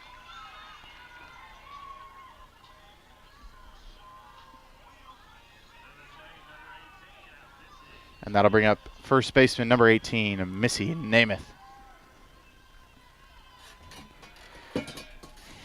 Unfortunate that my water bottle was knocked over just then, but it's okay. It'll be okay. And that's hit. She hits that one deep into left field. Lands foul. And I think she lets that one drop, so Riley Rohr doesn't take off. I think that's a smart play. Yeah, 100%. Sorry about that. I forgot to go cover the camera while India was updating the score for us. But that ball lands foul down the left field line. Update. Fresh off the press. Sonoma State leads. Oh, and that's hit hard down the first base line. But Sonoma State leads top-seeded Cal State San Marcos 3-2 in the top of the 10th. A leadoff single, a leadoff single for Sonoma State, and then a double by...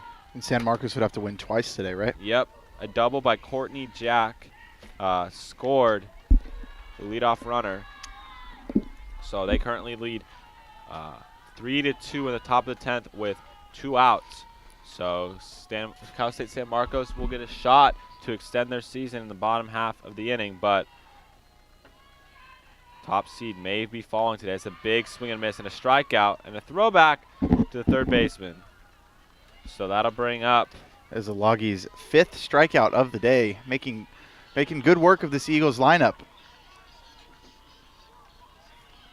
And that will bring up number 23 designated hitter Michaela Robertson. And last at bat, Michaela Robertson rocked one out into left field, but that was caught. Oh yeah, hard line drive? Yeah, that was caught by Claudia Valencia. That's right, that pitch is in there for a strike.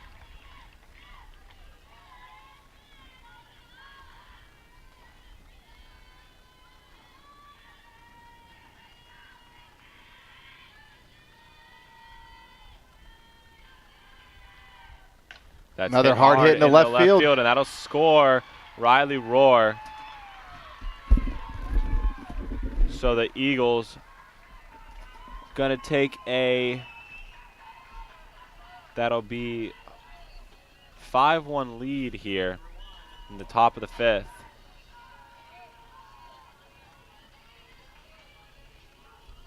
Eagles offense has come alive here.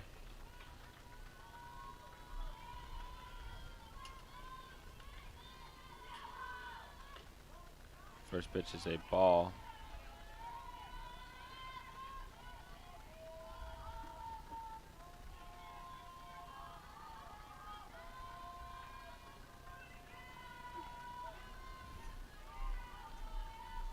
Lauren Lopez up to bat here. Has 1 hit so far today and 2 at-bats. Look to keep this 2-out rally going. Kendall Flatt on deck. And she's stealing. Throw down to second is in time, but tag not in time. So that will be a stolen base for, I forgot her first name. Michaela Robertson. I was going to say Michelle, and that was off. So yep. I checked myself before I wrecked myself. Good job. So Lauren Lopez up to bat here. Some movement in the bullpen of Cal State Dominguez Hills. It's number 5, Clarissa Ramirez, I believe, warming up for the Toros.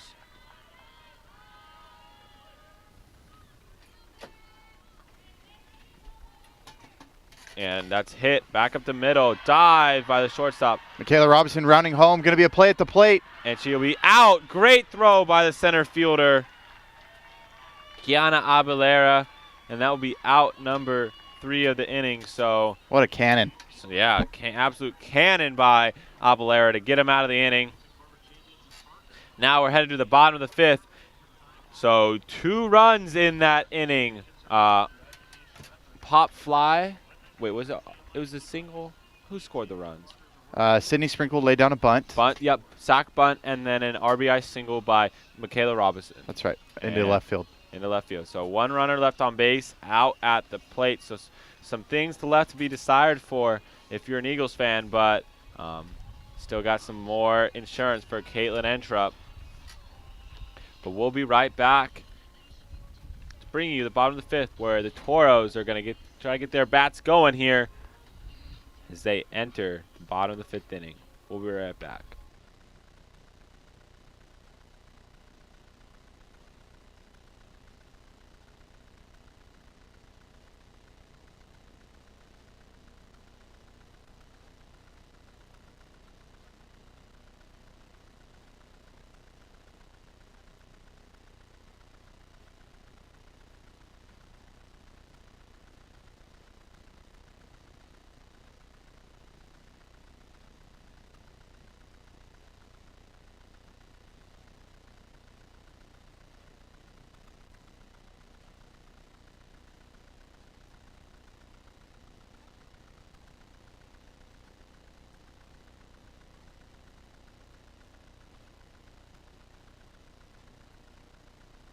All right, we're bringing it back a little bit early.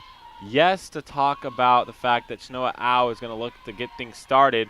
3 key hits in the matchup yesterday between these 2 teams. But in the bottom of the 10th, top-seeded Cal State San Marcos. Oh, she's going to get hit by that. So she's going to be on base. Once again, base runners, base runners, base runners. Shanoa Au is very speedy. Let's see the stats. How many steals she got this year? I believe 15. That's 14. Well, no, this is updated. Oh. 15 this year, so she's probably moving. We'll see how that goes. But like I was saying, 2 leadoff singles, 2 singles to start the inning for Cal State San Marcos, who currently trails 3-2. Reminder, winner of that pod between Sonoma State and Cal State San Marcos will be that's hit deep into center field, but Lopez is going to get under it, so out number 1. A good jolt put into that one by Claudia Valencia. But the winner of that pod will face the winner of this pod in the Super Regional Sonoma State has already Cal State San Marcos has already lost, so a loss here would end their season, but they currently have 2 runners on the base with no outs in the bottom of the 10th. Wow, that's got to be a wild broadcast over there. Yep.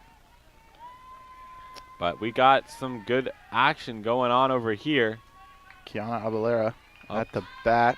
She's 0 for 2 today, but looking to get things going. Batting .347 this year. Bats .380 with runners on base, and that's what they have. So Shino Ao constantly moving over there. Whole defense on red alert because honestly, I feel like a single could score her. She's that quick. So we'll see how the Eagles respond to the pressure.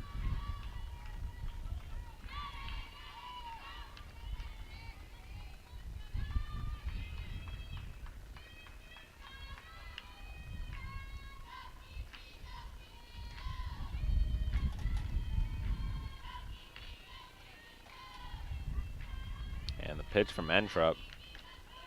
It's outside, so 3-1 here. Abalera looking to get on base is Coach Rosenthal. So, Jeff, you going to be able to see the lips this time? Potentially. All right. Well, what's She's being saying, said? all Yeah. right, Caitlin, just calm down. Everything's fine. We're good. We got a 4-run cushion right here. Just put the ball in the strike zone. Let your defense make the plays. She's like, see, we're good. We're good. She's looking around. She's just hyping everybody up right now. Erica Morris is warming up in the bullpen, so we've got a little bit of safety just in case Caitlin, is struggling a little bit. So we're good. That was all lip reading, right? That was none of your own opinion? All lip reading. All lip reading. Perfect. Great. And then she's like, all right, let's get him. And then she walks away. That's what she said. So, fun stats here. I've never found this stats on our live stat.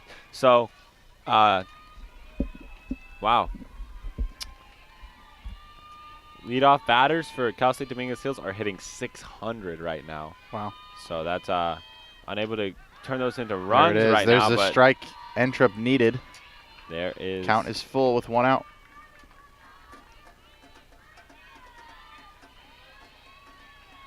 Yeah, Dominguez Hills doing a good job of getting runners on base, but unfortunately have left 4 out on the base paths. It was a big cut right there. Unable to straighten it out, though.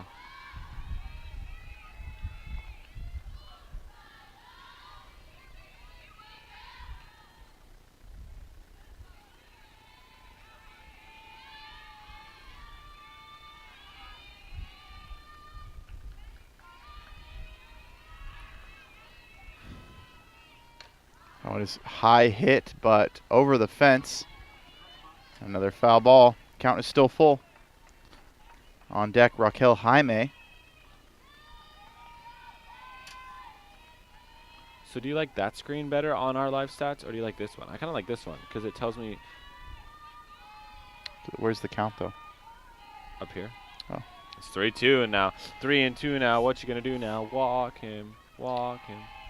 See, my iPad, though, the screen's not as big. So yeah. So that's weird. why I used lineup. So battling in here is Abalera. I like that name. Kiana Abalera. Kiana with a K?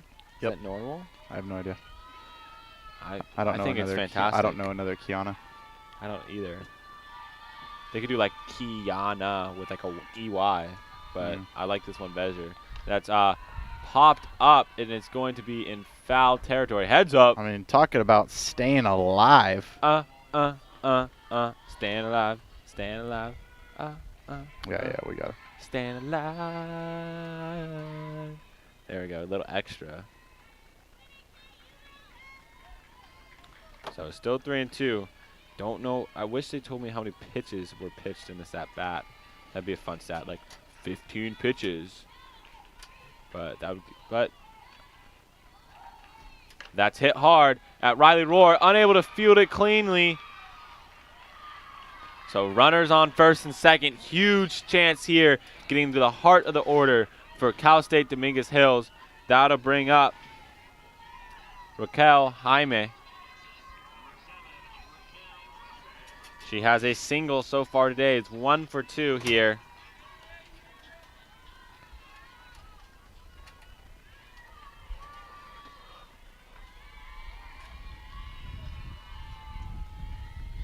Wow, bases loaded for Cal State San Marcos in the bottom of the 10th. No outs still. Some wild stuff going on.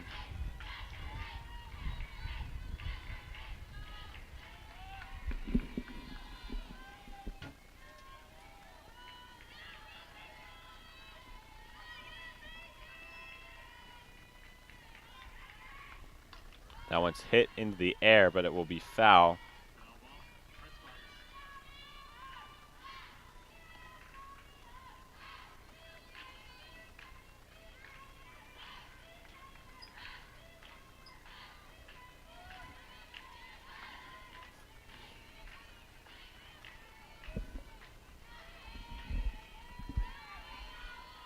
Count is 1-1 with 1 out.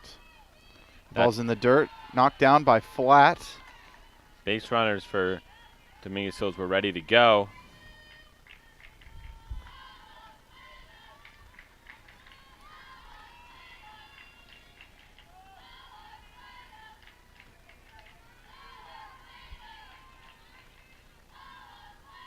That's hit high into right field. Gonna get under it is Massa. Massa's gonna throw to second, so that will advance the runner. So runner on first and third here. It's a great scoring opportunity here for the 2 Toros, outs. bringing up their 4-batter. 5 batter.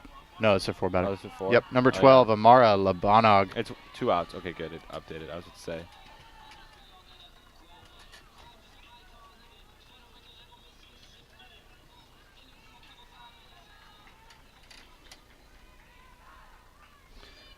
I've turned on the Cal State San Marcos game here. But the pitch from Entrup is hit into the outfield. Nisby's not going to be able to get under it. So that is a 2-out RBI single.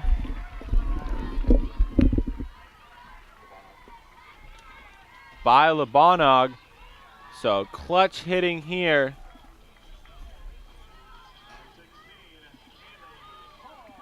That'll be up to bat, number 16. I believe it's Kaylee Hull.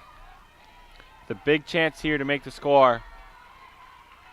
Cut to 5, and that's hit in. It's going to get past Massa. That'll score 1. That'll score 2.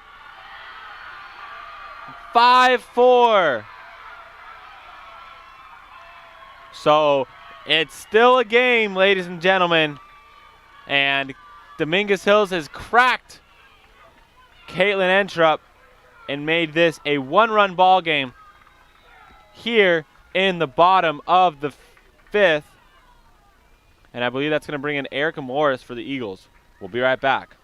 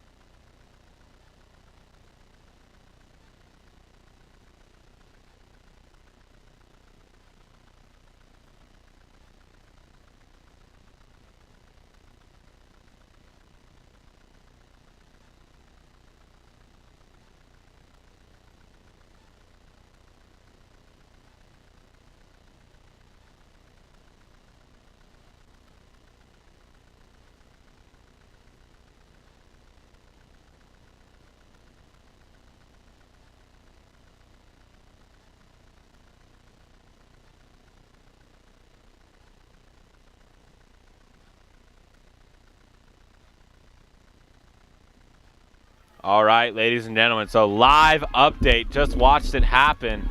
Cal State San Marcos has forced an extra game. Sacrifice fly with the bases loaded. Scored the game-winning run. The game-tying run was walked in. So San Marcos score 4-3, forces another game. So we'll see, keep that in the back of our minds, but we still got a great game here. Tying run at second base. That is Lebonogg. No, it's not. They pinch run. Number 17. Oh, Angelina Alderete is, got that right, is up to bat, and that first pitch was a ball for Daphne Bravo.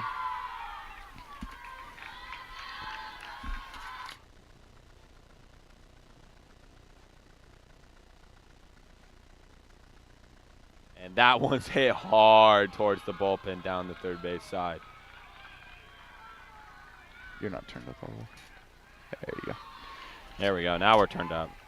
We're getting turned up. The fans are getting turned up.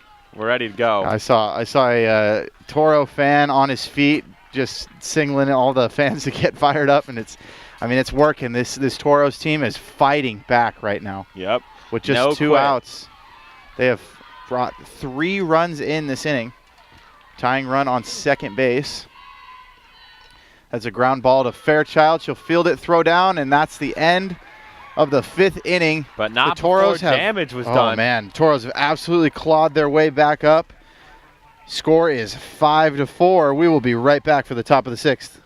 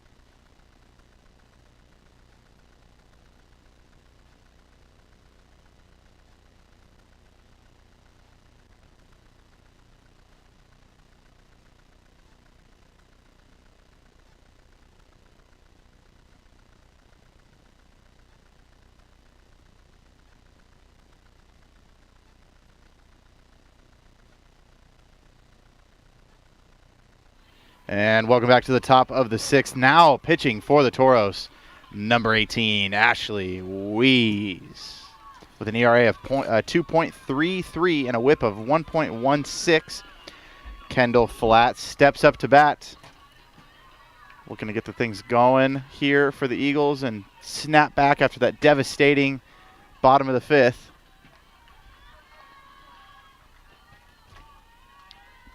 On deck is number 1, Lauren Lopez.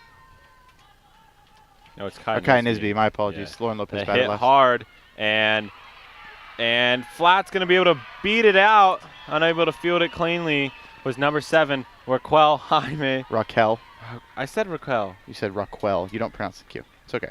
Raquel. So it's a Kel. I had a friend Raquel growing up, so it's easier for me. Yes. Yeah. Raquel. Sorry, ladies and gentlemen. I really am trying.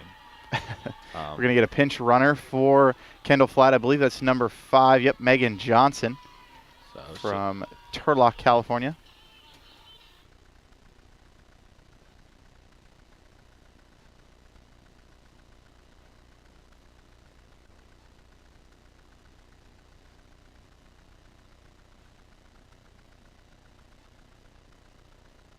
So here we go. Kai Nisby, Ben.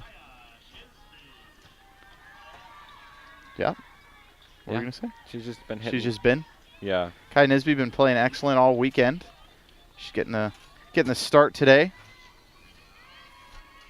Out in left field, we've got Lauren Fairchild on deck, and then we're right back to the top of the lineup. We've got Ray Flores and Courtney Coleman's warming up over in the bullpen just in case. And bunt attempt, no good. Good pitch by Wheeze. Wheeze? Yep. Like wheeze. I wheeze. Yeah. You're out of breath, so you're wheezing. Oh, I say it's so funny, I'm wheezing. Okay. I don't think that's ever happened. I don't know. Showing bunt, pulls back, gives it a big rip, but Wheeze is just zoom, Zoom. zoom, zoom.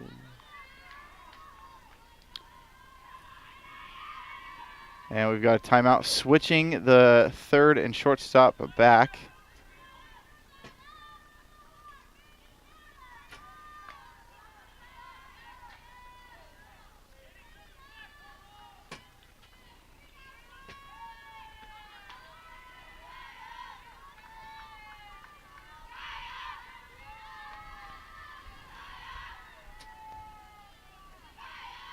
Unique.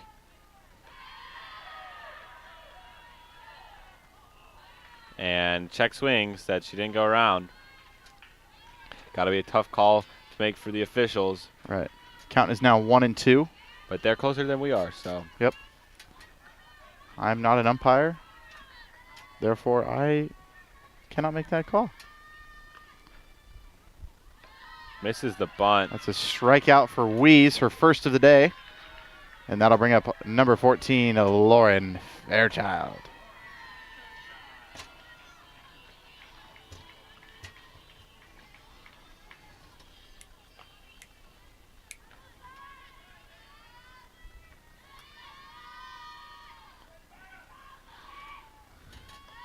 The ball's in the dirt, but knocked down by the catcher. Excellent job.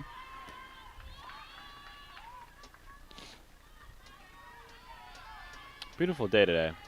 It really is. I mean, we're also in the shade, so could be, in fact, Quite warm. yeah, but we wouldn't know, as that one's fouled off by Fairchild. Fairchild. Who do we got warming up in the bullpen, Jeff? Ray Flores and Courtney Coleman's.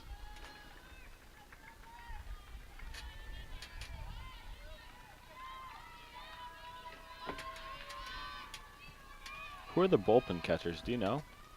That's put into play.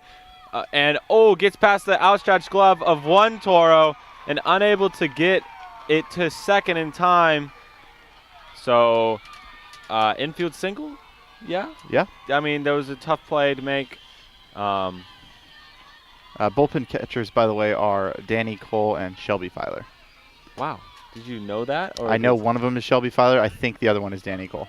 Okay. Or it could be, no, Taylor Urrutia is not dressed out today. So I think it's Danny I Cole. thought Taylor Urrutia was a pitcher. No. Her sister, Madison, is a pitcher. Ah. Taylor is a catcher. Okay, thank you. Yep, anytime. Type. And Megan Massa rips Ooh, that I one. thought that was down the line. Would have been huge for Eagles fans. Just And one out and one strike against Massa. Riley Rohr on deck. Runners on first and second. Weiss is trying to come in a tough spot here, finding herself in a little bit of trouble here early. But she had a great game during the CCAA tournament. Unfortunately ended in a loss, but she has the stuff to get out of this jam.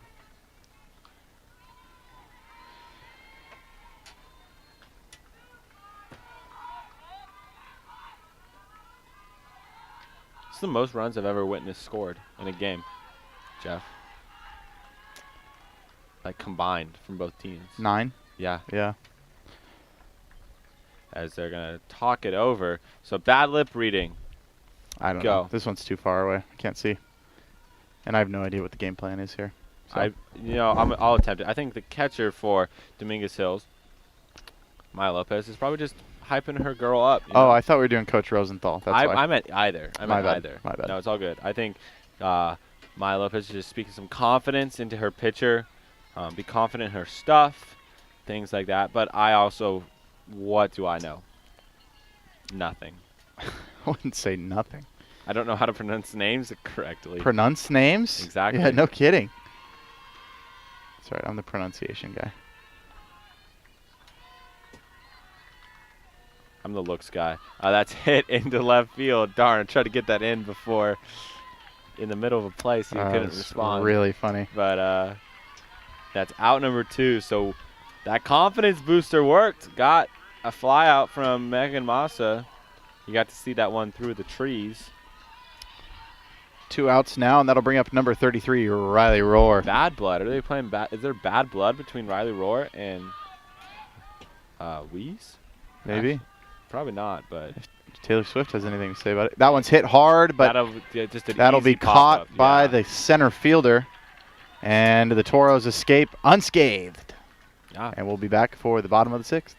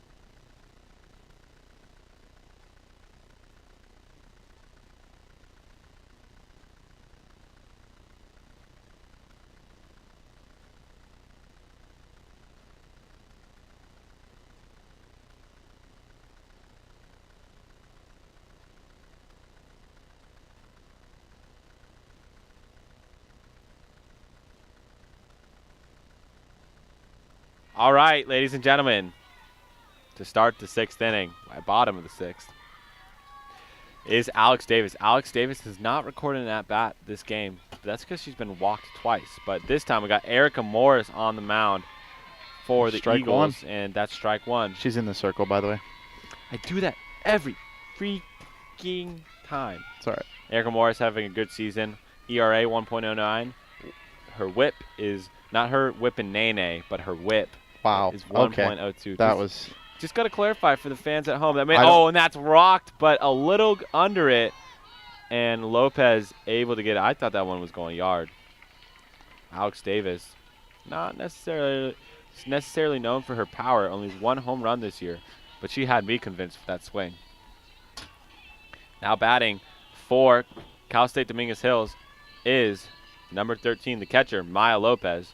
She has 2 strikeouts today, 0 for 2 with a forwards K and a backwards K. Looking to get it turned around here.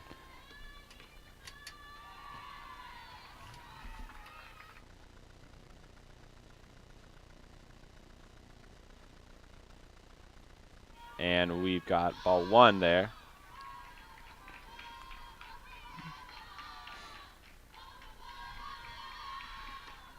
That one is low. Gets away from Flatt. Luckily, no runners on.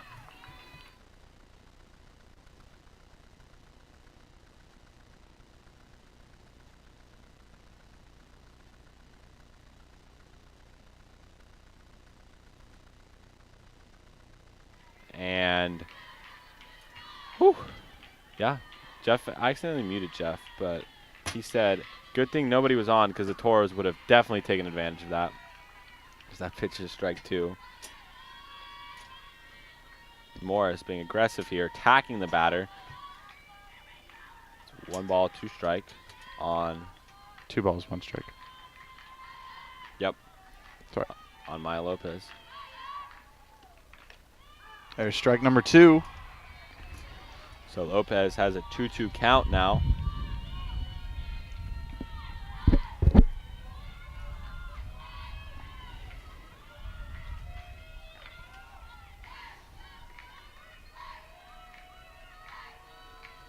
And 2-2 pitch, low and away, so full count now. Now it's really getting shady out here. Clouds have come out.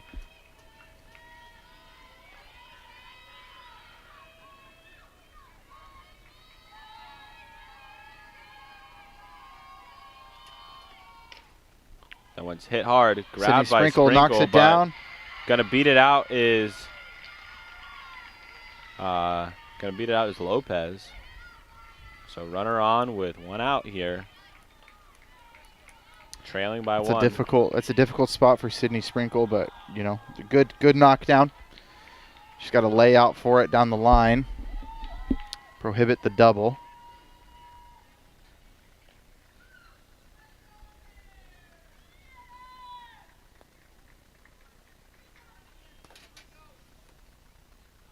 Viola's in Texas? No, this is I don't know why, but I think it just auto cycled through and it's playing the replay of the national championship game. Oh, from last year? Yeah. Gotcha. Because yeah. I believe we have a substitution. I'm going to check on that. We do. Nope, no we don't. Nope. Chinoa Au. Up to bat. Yes. 0 for 1 today. Oh, we have a pinch runner, Sydney Diaz. Oh, that's hit hard. Out past the outstretched glove of Fairchild, and that's runner on first and second with one out here. Chinoa Au doing an absolutely fantastic job this weekend. Yep, came in clutch against the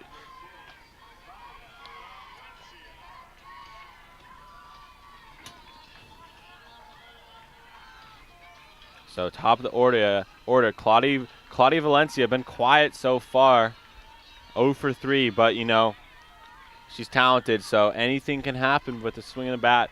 So the go-ahead run is on first base. We'll see if that can get advanced to the home English. Ball one.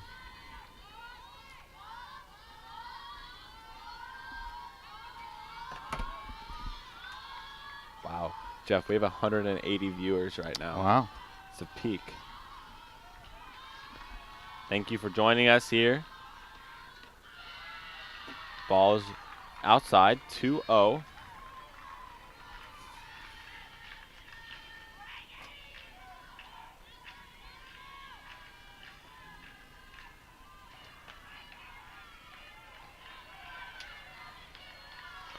Cal State Dominguez Hills dugout is going crazy right now.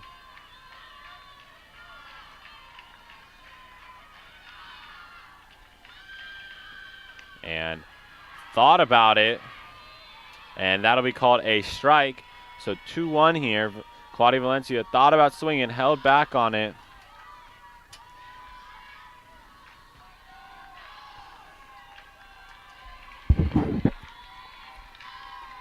Big moment here.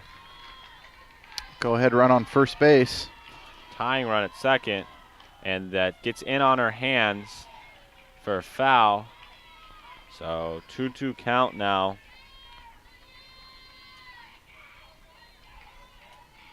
It's been a great battle by both teams.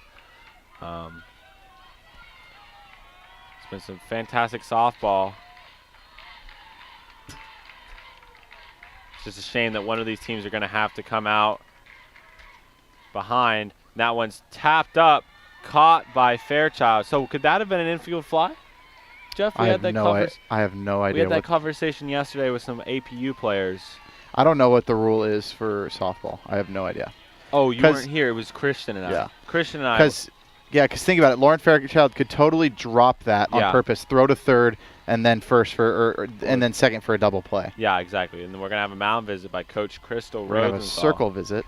I know. It's okay. I'm sorry. That your habit is to say mound. I get it. But we're going to take a quick break, and we'll be right back.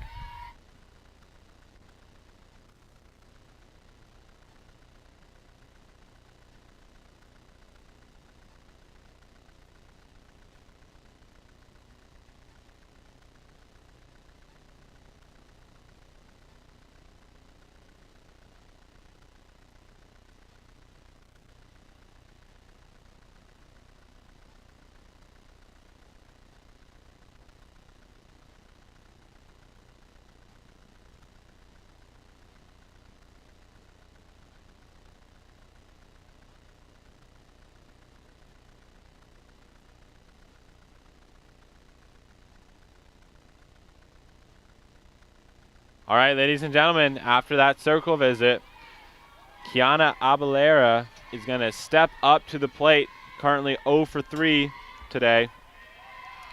But in a big spot here with 2 outs, her team trailing by 1. She's earned conference and regional honors, I believe. No, maybe not. That's Valencia and Jaime. Nonetheless, she's had a great year, batting .345. That first pitch is low.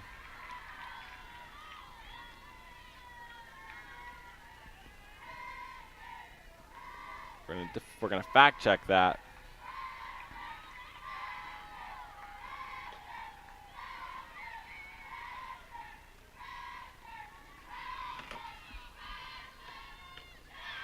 Pitch is a ball.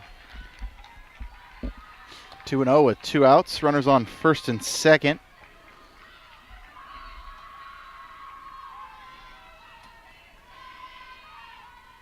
Yeah, unfortunately, I was incorrect. Abalera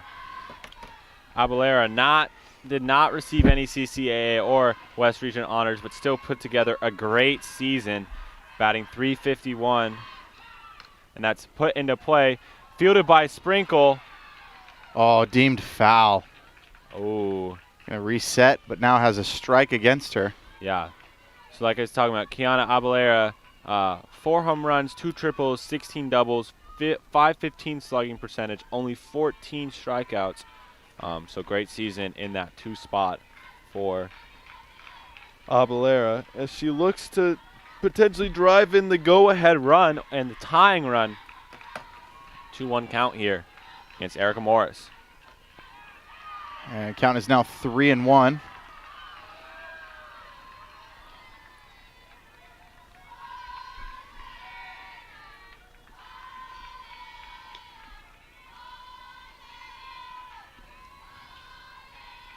Three-one count here. Runners on first and second.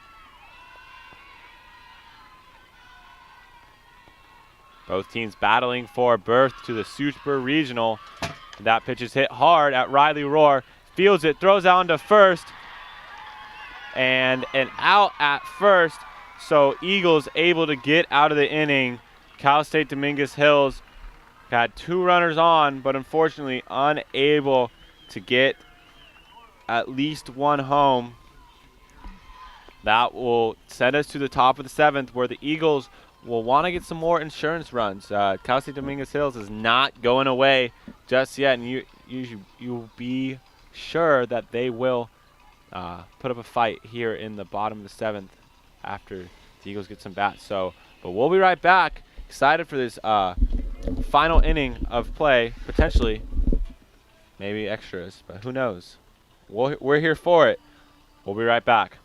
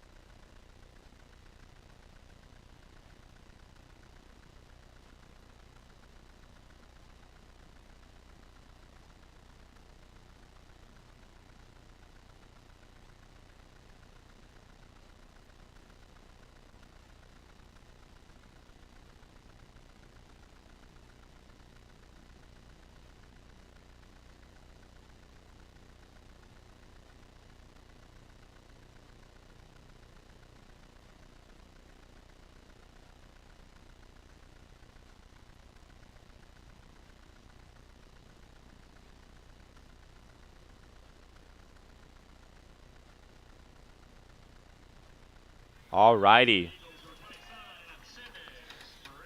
Now batting for the Eagles in the top of the 7th, number 27, Sydney Sprinkle. Sydney today has that solo home run in the first inning. Started the scoring off for the Eagles. Yep, a walk and also a sacrifice bunt to score another run. So 2 RBIs today for Sprinkle. Going up against Ashley Wees. Came in last inning in relief. Only allowed 1 hit and had a strikeout.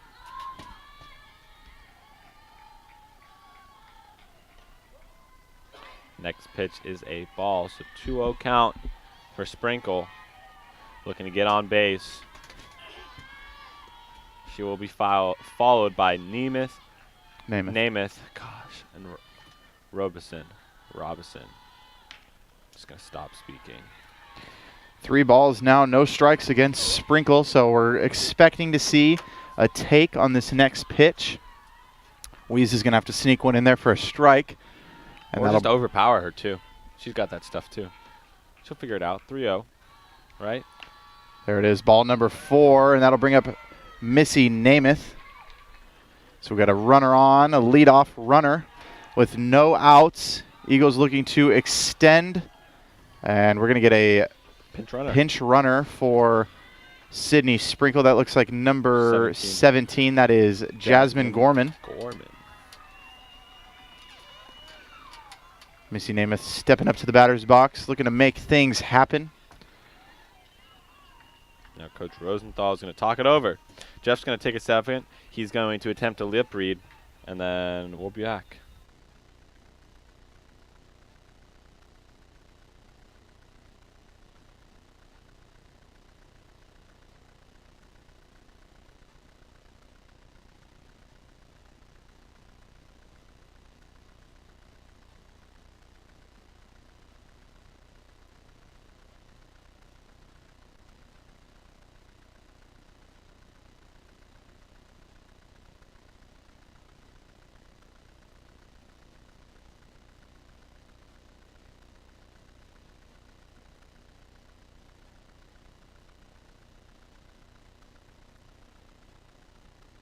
And welcome back to the top of the 7th. Runner on first, that is Jasmine Gorman. Missy Namath up to bat. First pitch is low. Not sure if we can expect Gorman to steal a base just yet. With a power hitter like Namath, might just, prey on a home run or a nice gap hit. And that one lands in there for a strike, so count is now 1-1. That thing was moving. It did move quite a bit.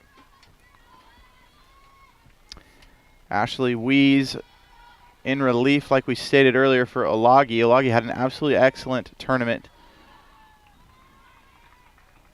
But Weeze is taking over.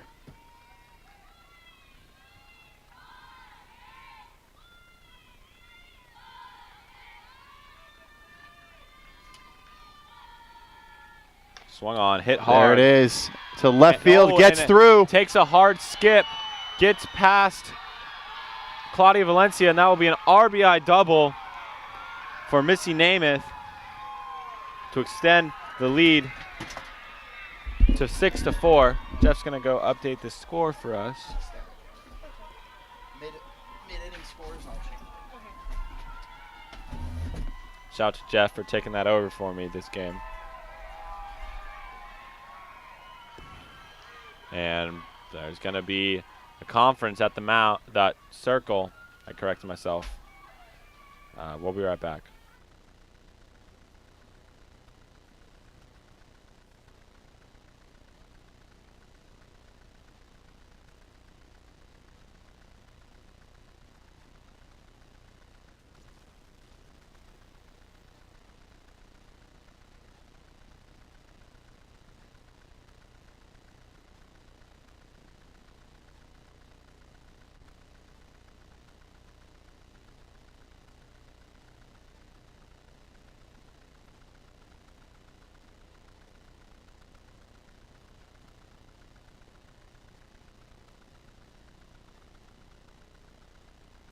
All right, now batting for the Eagles, Michaela Robertson.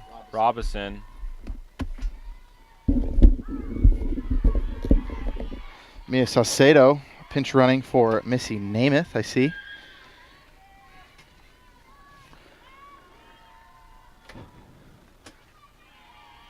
Robertson. I guess I keep saying I know someone that's named Robertson. That's probably why. Gotcha. And showing bunt is Robinson. That's going to get down. Great bunt there to advance the runner. Good coverage by Chinoa Au. Or Chinoa Au, my apologies.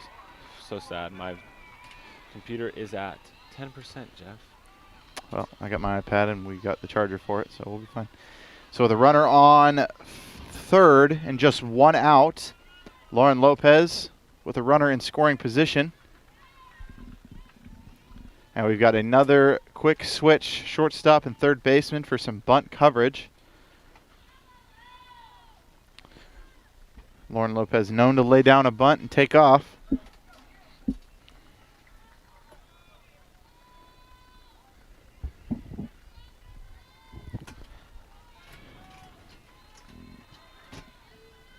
And the pitch from Wees. Finds the outside edge again. I think it's really interesting. You watch that catcher take a full step over, and then it seems like she's catching it in the middle of her body, but it's that outside edge. Yeah, strike zone. that's it. That's a helpful thing for the Umpire. No, for the pitcher, because instead of thinking I hit the arm extended, I'm just throwing it at her chest like she normally would. Right. It's a nice little mental thing.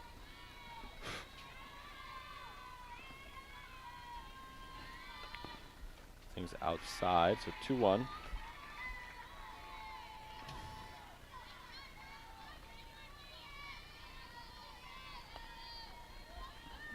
Shoe fly don't bother me. Got a fly up here. Not a fan of flies. That's one's hit, foul. And now with 2 strikes. India's absolutely killing the game on the camera. Shout out to India.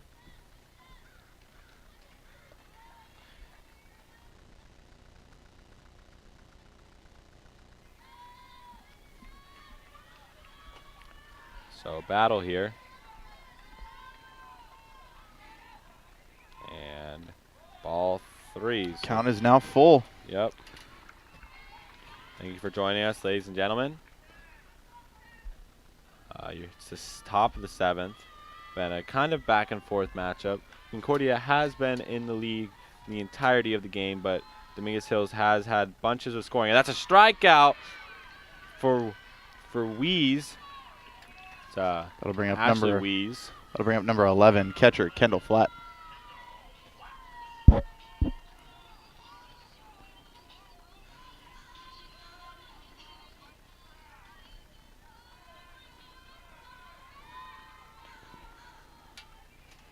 And we're moving shortstop and third baseman back to original positions.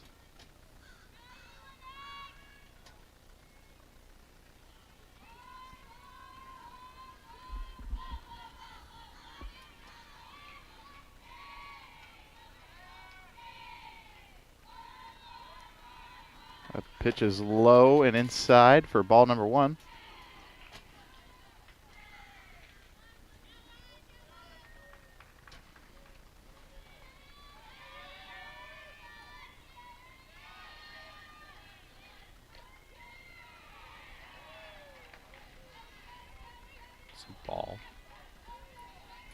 Ball 2.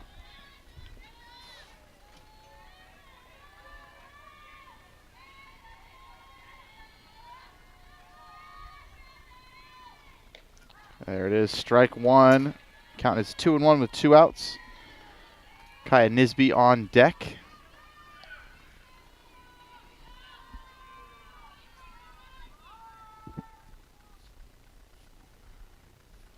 That's hit hard. Deep left center field. Oh, and a great play. What a snag. Wow, by number 6, Claudia Valencia falling into the wall. Absolutely great snag by her to end the inning. So the number is 2. Cal State Dominguez Hills needs 2 runs to extend this game. We'll see if they can get it. We will be right back.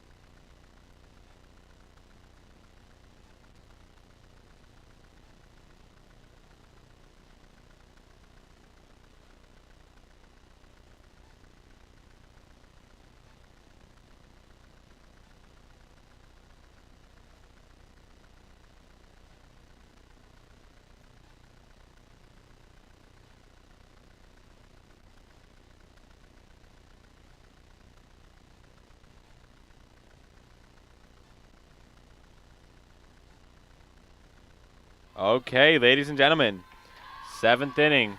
Expecting some drama here in California, Irvine, or Irvine, California, whichever way you want to say it. That first pitch to Raquel Jaime is low for a ball.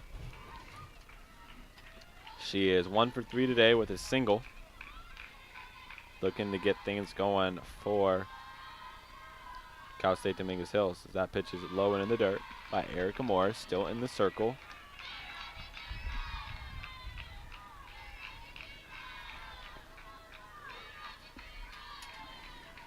Geez, 2 balls is all this all the Toros oh my gosh, help me. Dugout needs, and they start chanting. 2 balls in a row. Hey, that's put into play by Riley Roar. Followed by Riley Roar. And a dive.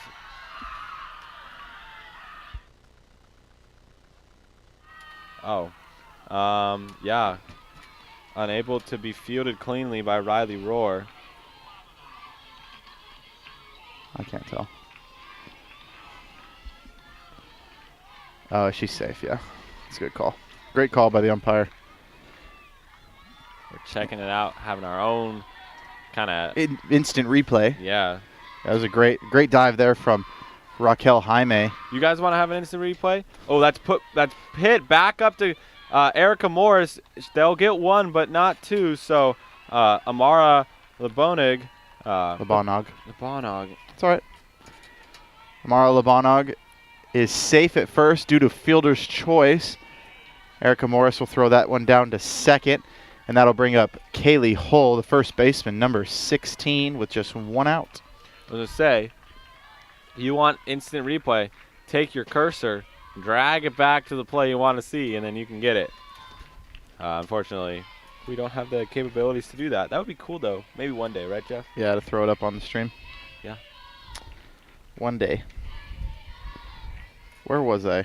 Oh, it was our conference championship tournament. I'm not sure who was streaming it, but they had instant replays and stuff. Or for water polo? Yeah. That's cool. Yeah, it was cool. Yeah, pitches outside. They brought in like an outside streaming service. Like UC Davis hosted, but they didn't do the streaming. They brought in like an outside team. It was cool. It was really cool. It's a cool experience. Yeah. I was playing, so I didn't watch, but my mom showed me. That is cool. Yeah. So Hull 1 for 2 today with a walk and a double. 2 RBIs as well. Look to keep having a big impact on this game. She is the tying run with 1 out here in the bottom of the 7th.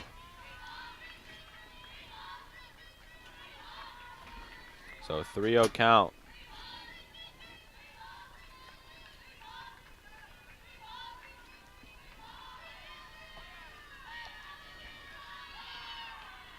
Ball 4, so runners on first and second.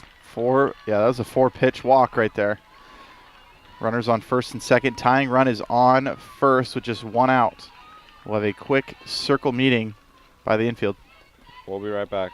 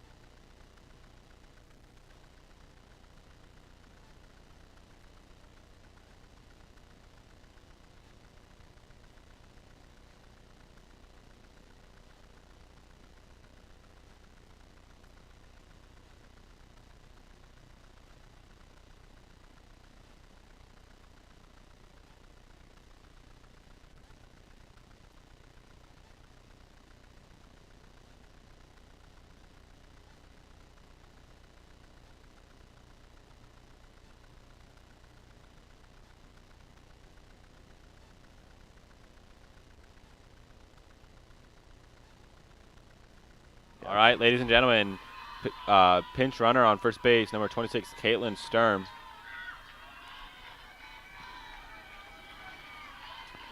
Up to bat, Daphne Bravo. Currently 1 for 3 with a single, but is grounded into a double play. Facing Erica Morris, and go-ahead run is on. Oh, game-winning run is on. At the plate. Yep, tying runs on first. My bad. Thought the score was closer. Forgot Eagles scored that run in the top half of the inning. So big swing and a miss by Bravo.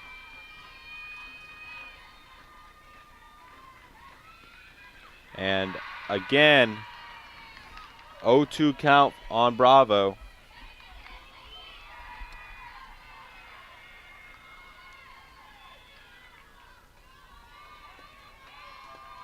So big pitch here for both squads.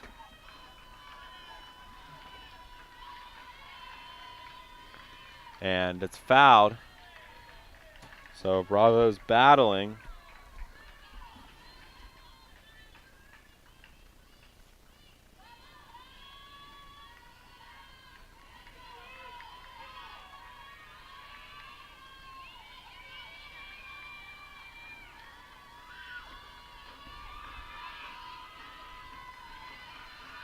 Both crowds getting into it. And the pitch swung on, hit hard down the third base line, but it is foul.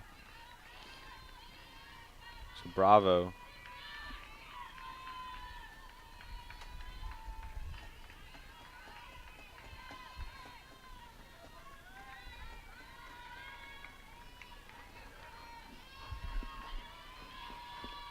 Oh, 2 still is the count.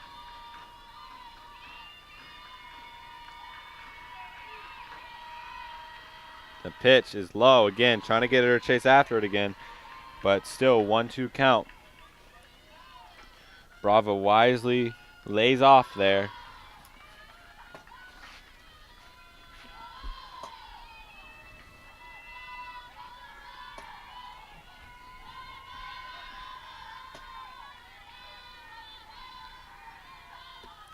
Big there it swing is. and a miss, strike 3. Set down on strike is Bravo. So that'll bring up Alex Davis. Number 21, 2 outs here. Concordia leads Cal State Dominguez Hills 2-0. Nope, wrong. 6-4. Might as well be 2-0 because that's just the difference. It's all that matters. But two outs. I butchered that one, didn't I? You did quite a bit, but it's all right. Alex Davis, the right fielder. She'll put one high. And Sydney Sprinkles go over to the wall. Oh, off her glove.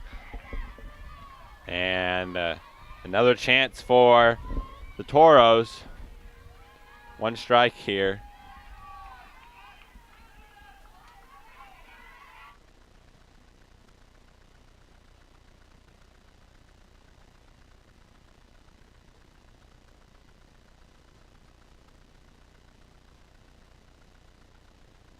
So it looks like the pole was in the way on that play, ladies and gentlemen. So probably better. Oh, and that's hit up the middle. That's a big hit. And bases will be loaded. Ooh. That scared me a That little was- bit. I was yeah, like, wow. I was very confused where that throw was going, but Erica Morris, thankfully for the Eagles, a backup. Bases are now loaded with 2 outs. All Maya Lopez the up to Toros bat. need is 2. All they need is 2. Base hit ties the game. Go ahead run is on first.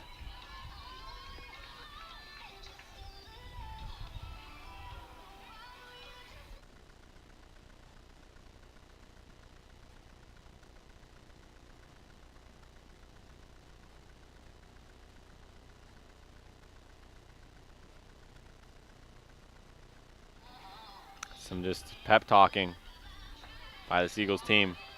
Toro's got to be feeling confident right now. Yeah, I mean, as they should be. This is a confident hitter right here. Catcher Maya Lopez with bases loaded. You know, a hit into the outfield is going to tie this game. Yeah, I think so too. We got some speed on the base pass. We've been talking about that all tournament for the Toros, and we'll see what happens here. And that's hit. That's going to get down. That's going to score 1. Going to score 2. And the game-winning run is on third base.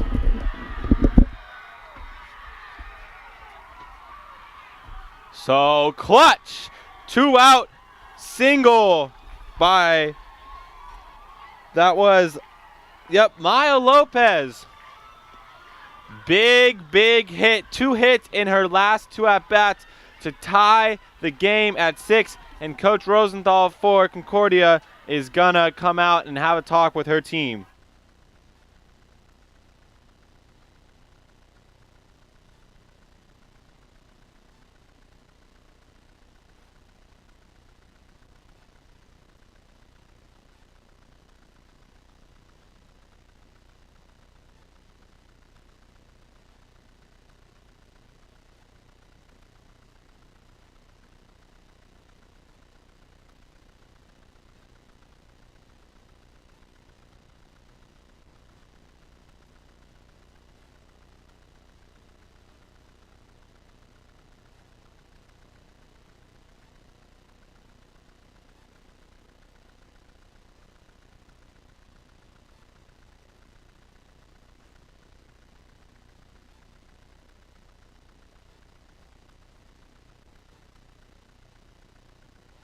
Ladies and gentlemen, wow. Wild, wild west. Cal State Dominguez Hill storms back to ties the game at 6 here in the bottom of the 7th. Game-winning run at third base. And up to bat is Shanoa Au. Senior leadership was huge in the win for the Toros over the Eagles yesterday to advance to this game. And she swings at that one, and it will be foul ball. On the mound for the Eagles is Caitlin Entrup. In the circle for the Eagles. Blew it right there. And it's also Erica Morris, not Caitlin Entrup. I've blown it. I'm excited. It's a great game. This has been a great game of softball. Been a pleasure to watch both these teams. No matter how it ends, somebody's going to go home disappointed. Yep. This is win or go home for the Eagles. Trying to extend their season. Going to have to get an out here and then put some runs on the board. That next pitch is outside for a ball. So 1-1 count. And you know what? If I'm the Toros, this is who I want at the plate. Yeah. I mean, what is she on the day? She's only 1 for 2. 1 for 2. But she was 3 for 3 last game.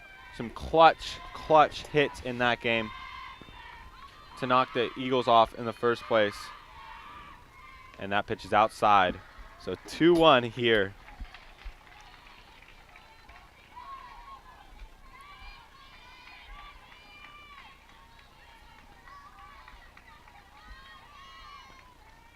Runners on first and second. Game-winning run. First and third. Sorry. Game-winning run. And they're going to walk her, it looks like. Yeah, intentional walk. That'll bring up the leadoff hitter, Claudia Valencia. Which is a bold strategy by this Eagles team. Like, if you guys have heard, Claudia Valencia, all first-team CCAA tournament team and all West Region second team. So, some confidence here in her pitcher by Coach Crystal Rosenthal. That'll bring up Claudia Valencia, 0 for 4 today, but this hit would erase it all. Correct, Jeff? That's right. This hit would – this is the only hit that matters right here if she gets it. Big moment. Trying to send the Eagles home and trying to send the Toros to the Super Regional. First pitch. Watched go by. Strike 1.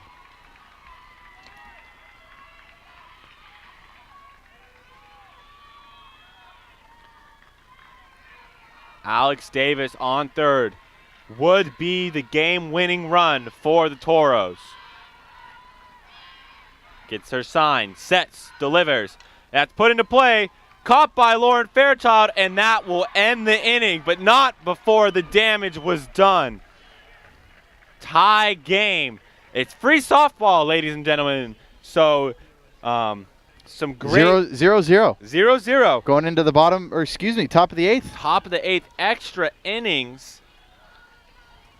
Wow. We'll be right back.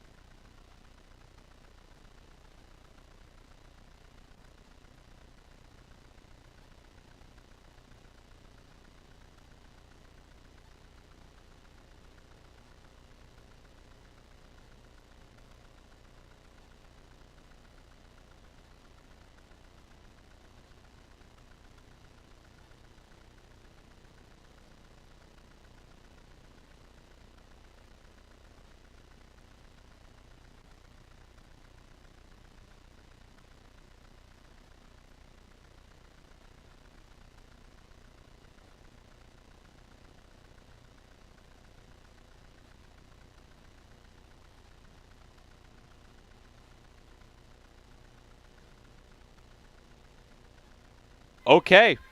Well, tie game. Enough said. That's all we got to say. 0-0. 0-0. Kai Nisby up to bat for the Eagles. On the mound is still Ashley Wees. Circle. Wow. Good job, India. India, the camera woman, just corrected me. Guys, I'm going to get it eventually. Maybe. Maybe not. I'm also just pumped up on excitement for both of these teams. Just proud of the way both of them has fought, you know. Concordia had to fight back through the loser's bracket to get to this point. The Toros had to fight back just in this game. Yeah, I mean, exactly. Just a tale of determination by both of these two schools that sadly one of them will have to fall short, and that's a swing and a miss by Nisby. So I believe 2 strikes. 2 strikes here.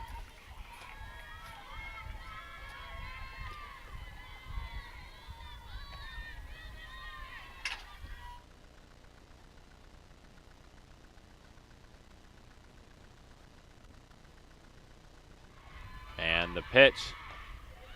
Outside. And outside. 2 balls, 2 strikes.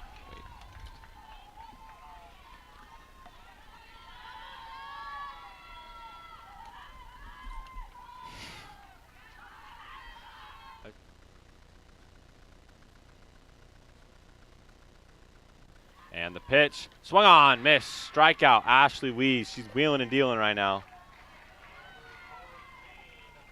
That'll bring up number 14, Lauren Fairchild.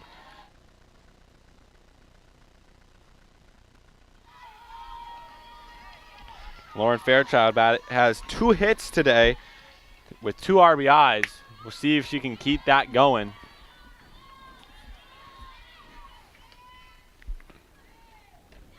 That ball is outside.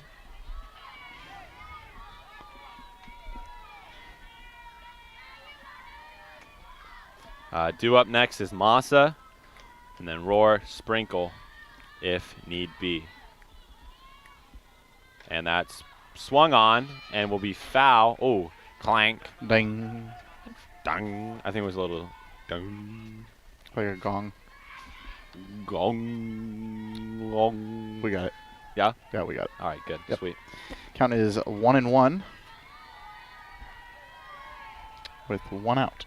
1-1-1-1. I think I said 1 too many ones in that one. You did. 2-1 count. That was just a crazy move, I feel like, by Coach Rosenthal and the Eagles to walk Shanoa Au to bring up Claudia Valencia. Hey, it worked out. But it worked out for them. That's why we're up here, not down there. Is wow. that? Oh, it there Strike it is. 2. I thought he was calling that a ball, and I was very surprised. I feel like he did that for tension. There was a lot of tension with that. He's building dramatic effect. Dramatic effect. 2-2 count for Fairchild. Here's some dramatic effect right here. She swings on that one, and it'll skip off the thingy. What's that called? The fence. The thingy.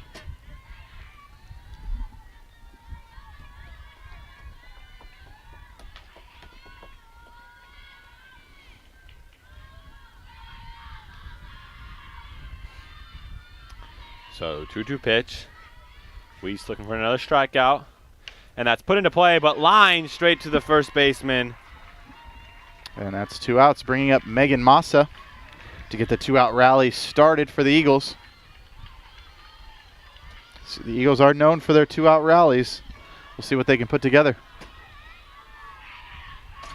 Massa 1 for 4 today with a single and a run scored.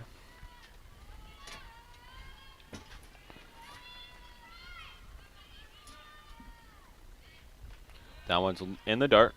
Ball 1.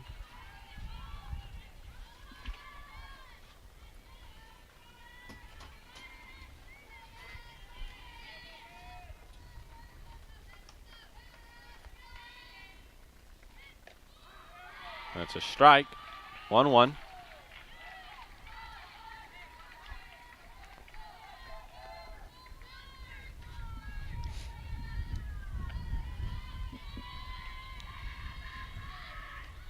That was Another in there, strike 2. So Ashley Wees coming right at these Concordia hitters.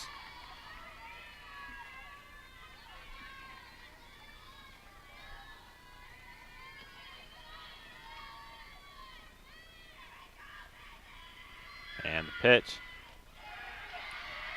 Called outside, third strike. 3. So big strikeout, and all the momentum in Cal State Dominguez Hill's favor right now. We'll see what happens in the bottom of this 8th inning. We'll be right back.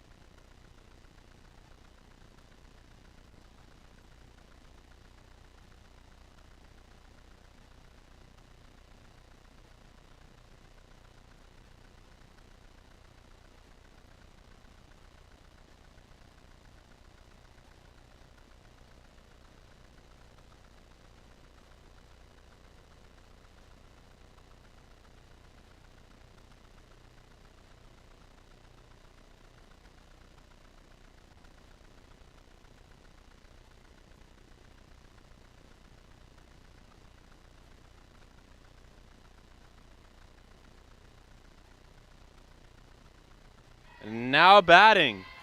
Looking to get things going in the bottom half of the 8th. Kiana Abalera. Big swing and a miss. Strike 1.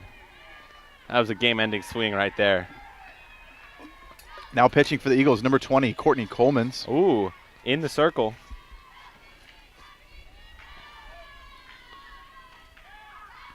And Strike low 2. half of the zone, so 0-2. Courtney Coleman's coming out firing. Ray Flores warming up in the bullpen as well. If you're the Eagles, you got to pull out all the stops here to get this win. Your season ends if you don't. That's my analysis. That would be a correct analysis. You want to know also my next hot take, Jeff? What's that? Whoever scores the most runs wins. That's a good one. That I literally asked Sydney Sprinkle that before the game. I said, "What's the game plan?" She said, "I don't know." I said, "Well, I think a good one would be score more runs than the Toros," and she laughed. Well, right now they've scored the same amount. They have scored the same amount. So something's got to the game plan for both of these teams is to score the next run. Oh, wait, hypothetical with me right here. Hypothetical. Okay. What if they kept playing so long that this game didn't end by like 9 p.m. and the lights turn off here at Eagle Field at 9 p.m. and the game isn't over yet. Okay, fine. Let's play the hypothetical. Hypothetically, it would probably have to be played tomorrow. Both games? No, they would finish this game. But what if they didn't finish it? That's what I'm saying. This game does not Then finish. hypothetically, they pick up. Big swing and a miss. So strikeout there for Courtney Coleman. And ladies and gentlemen, I'm not going to say it, but I am going to say it. The way these pitchers are pitching, it's going to be really hard to score runs. So we might have a couple more innings left in the tank. I was going to say they would just have to pick up tomorrow where they left off tonight. That would be so. That'd be crazy. That would be crazy. We'd get paid. That would be the longest game in softball history. Google it. Google that. We got 6 hours to go. Google that. Somebody might have to bring me a care package, though, at that point. Google the longest softball game in history. NC2A. At a point, they got to just call it a tie, right? Well, I guess this is a championship, yeah. Whoa. 25 years. No. 56 inning? Yeah, 25 years. Oh, that's a line up the middle. That'll be a single. Oh, I thought she was going to leg it out, but overthrow. Oh, good kind of a by careless throw right there. Up to bat was Raquel Jaime. 56 innings. Did it go overnight? Did they play it the next day? Overnight. So they played it the next day? Yeah. How do they play 40 innings or 50 innings in a day? That's How crazy. is it 56? That's got to be 2 days worth, 3 days worth. No, 31 innings, 7 hours. And that's lined into center field, caught by Lauren Lopez. So that was number 7. No, yeah. Was that number 7? No, number 7 is on first base. Oh, that was Amara Lebonogg. Lebonogg. Now batting is Caitlin Sturm, pinch hitter. Wow. Okay. So they played 31 innings. Day 1.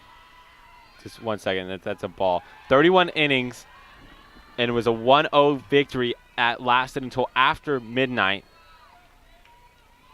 Right? Okay. 20-minute break. They played again, and did the third longest game in NCAA history, 25 innings. My goodness. Wait, they took a 20-minute break, meaning they started the next game at 1 a.m.? The first game started at 6 p.m. on May 11th and ended at 12:25 on May 12th. The second game started at 12:45 a.m. on May 12th and ended at 6:10 a.m. My goodness. That pitch is in there for a strike. Why would they just not Ladies and start gentlemen, it the next day? If you do not believe this, look up longest softball game in NCAA history and an ESPN article from May 10th, 2016 will pop up. And you can read it for yourself. Crazy. Why would they not just start the game the next day? It was in the 1990s. They did weird stuff back then. No, I'm kidding. I just totally off the cuff. As that pitch is outside, so 1 ball, 2 strikes here. 2 balls, 2 strikes. 2 outs. And that's popped up. Courtney Coleman's caught by Courtney, and that will send us to the 9th inning. So, inning number 8 of 25? Question mark. I hope not. I really hope not. Jeff Runyon, Isaiah Duport with Jeff Runyon on the call. We'll be right back into the top of the 9th. Eagles going to need to score some runs, and the Toros are going to need to stop them. We'll see who wins. That's the point of this game, right, Jeff? Isn't it? Yep. All right, we'll be right back.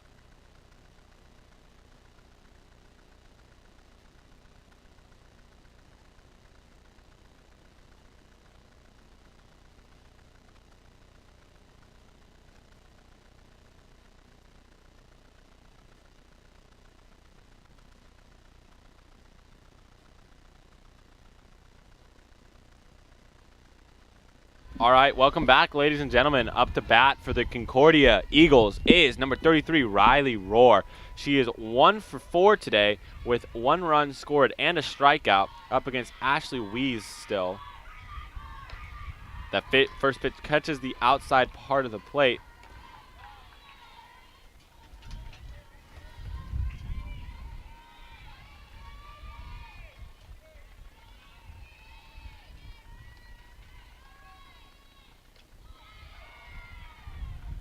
Check swing, no swing.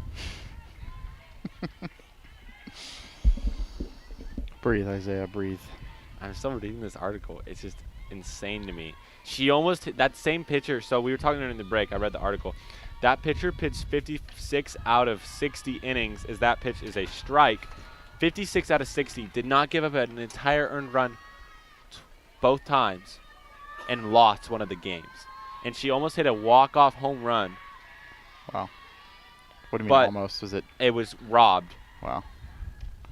That pitch is a ball, so 2-2 count here for Riley Rohr. You know, if you're enjoying this craziness, feel free to like the stream, ladies and gentlemen. We're in extra innings. Just give it a like. We're getting crazy. We're getting wild. Keeping it loose, keeping it just ready to get excited as Riley Rohr fouls that one off. We have 212 people watching right now. Wow. That is a record. That is a record. So thank you, ladies and gentlemen.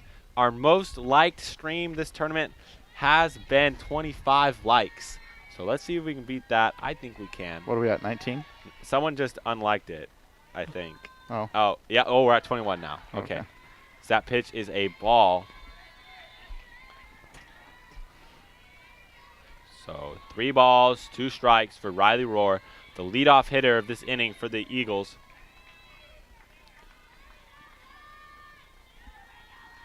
That swung on, hit deep to center field. Not going to be far enough, though. And easily under it will be number 10, Kiana Abalera. So that will be out number 1. So good battle there that Weeze ultimately came out on top of. And that'll bring up number 27, third baseman, Sydney Sprinkle. Sydney Sprinkle with the leadoff solo home run for today's game. The first score for the Eagles. See what she can put together. Yeah, I mean, she's only 1 for 1 on the day with 2 walks and a sacrifice bunt. So she has 1 hit, 1 run, 2 RBIs, 2 walks.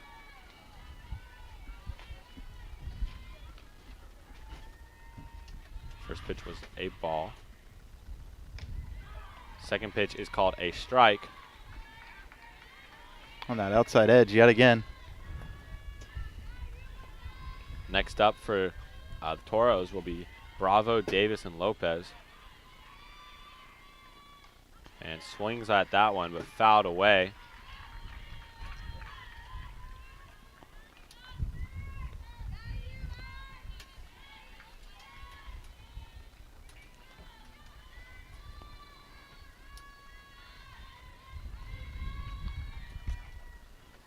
And the pitch swung on, hit towards the shortstop, goes to her knees, and Sydney Sprinkle will be on with 1 out. Number 7, Raquel Jaime. That'll bring up Missy Namath. 1 for 4 today with 2 strikeouts, but a flyout.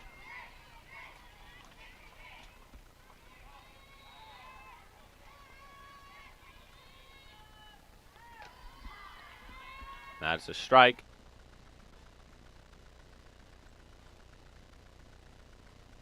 And so 0-1 here.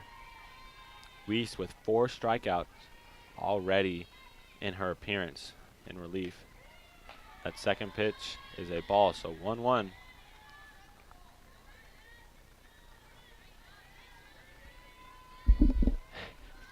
Jeff, what if Cal State San Marcos and Sonoma State finish their second game before we finish our first? They're playing a second game? Well, yeah, because Cal State Oh San my Marcos, gosh, I did not realize that they had to play 2 games. So, but that pitch was in there for a strike. So 1 ball and 2 strikes. So that will be winner take all.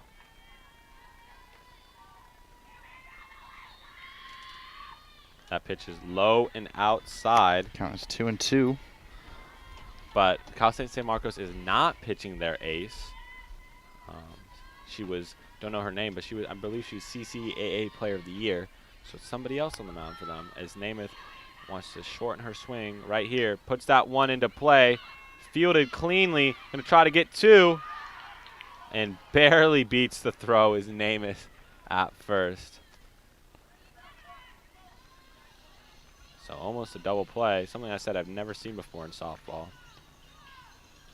And that will bring up for the Eagles, Michaela Robertson. 2 outs, runner on first. Yep. Michaela is 1 for 3 today with an RBI and a strikeout.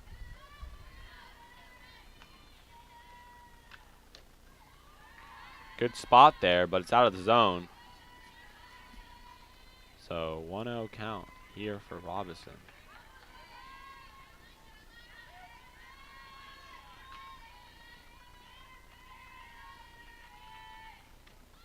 Hits the spot this time. 1-1 count.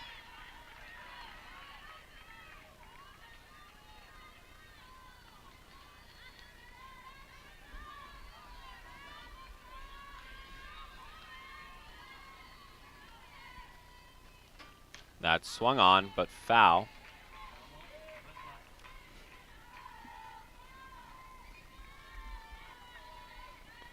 Game 2 was supposed to start 6 minutes ago. Safe to say, it did not. Unless we missed it. We missed the game, Jeff? Sorry? Did we miss the game? The game 2? What are you talking about? Well, if there was game 2 was supposed to start 6 minutes ago. If there was a game 2. Ha ha ha ha. Which that status is still up in the air. If Dominguez Hills can come out with a victory, we won't need one. That's hit into right field. That's going to get down. Robinson with a 2-out single moves her to 2 for 4 on the day, and that will bring up speedy Lauren Lopez.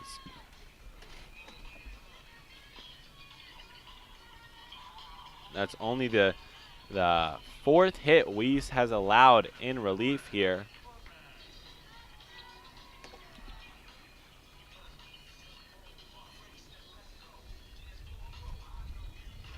And there's going to be a talk, so we'll be right back.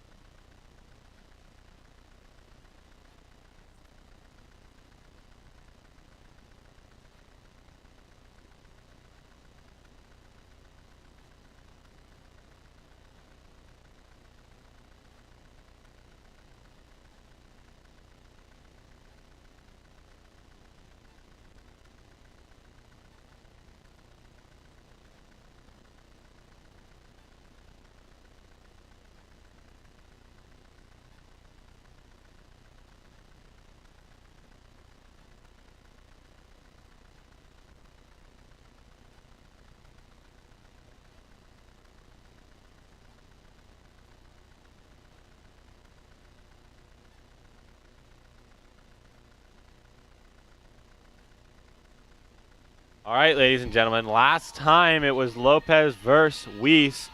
Lopez struck out swinging. But Lopez is 2 for 4 today with a strikeout. Look to keep this 2-out rally going. First pitch is swung on, strike. And Lopez was going after the high stuff right there.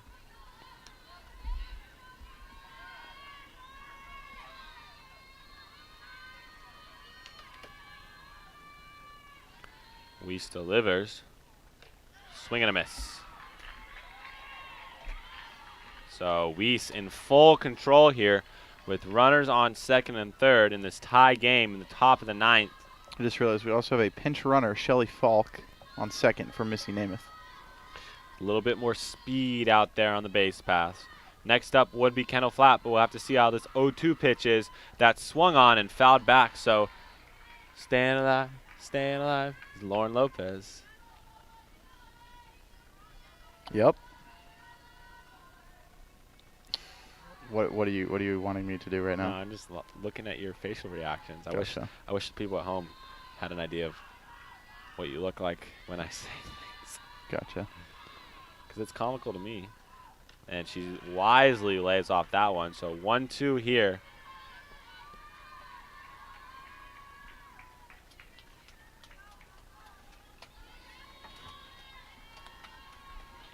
And Cal State San Marcos is taking the lead in that winner-take-all game.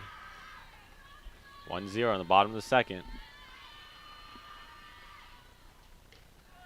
And watches that one go by. I thought that was a great pitch by Weiss, but I'm also, how far away do you think we are? How many feet? Like 250? 3? What's the fence? I have no idea. 180? No idea. We're going to find out. I'm going to look it up. And that pitch is swung on and fouled. Definitely a stay alive swing right there. I don't think there was any intent to really put that one in play, but just foul that one off. Live to see another pitch. Center field is 220 to 235, so we're probably 250. Oh, we're closer to 300. If we adjust for the angle we're viewing it at, we're even further. Yeah. Because we're higher Yeah, up. that's what I'm saying. So at least 300. So, yeah. Should not be commenting about calls, but it's 2-2. And she fouls that one off. So just a good piece of hitting right now. And Weiss isn't letting up, not making a mistake yet, which is all you can hope for as a battle, stuck in a 2-2 count. Here's the thing. Even if she makes a mistake, and then it's only 3-2, and then you're back at it again. So Weiss can probably try to make her chase after something here. Doesn't need to throw a strike necessarily, but that is swung on and fouled back again.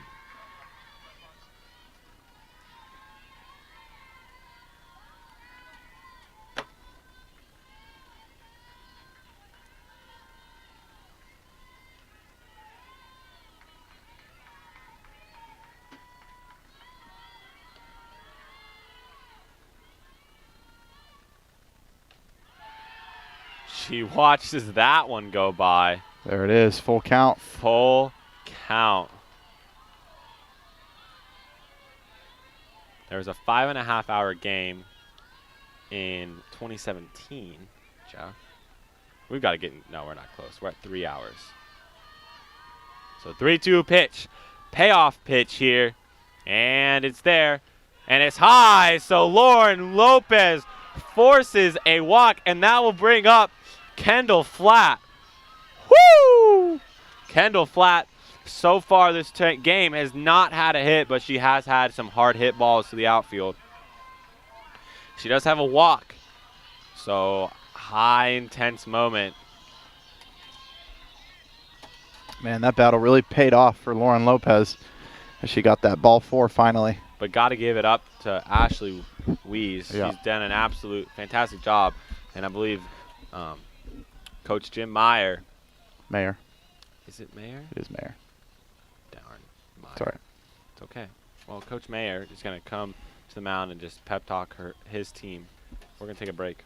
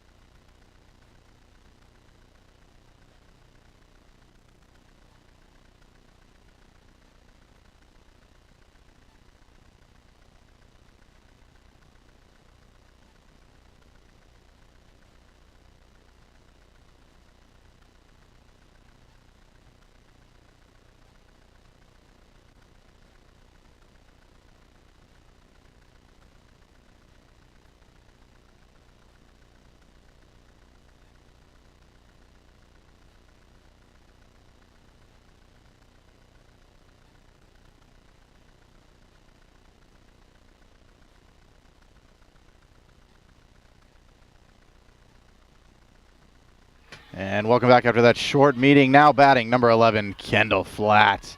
Like we said earlier, Kendall Flatt has been hitting some absolute bombs this weekend. She hit one, hard line drive over towards the fence a couple innings ago. So we'll see what she can put together here with the bases loaded, 2 outs. This is exactly the 2-out rally that the Eagles need. Yep. And they're going to have to fend off. If they score, they're going to have to fend off the Toros one last time. Yep.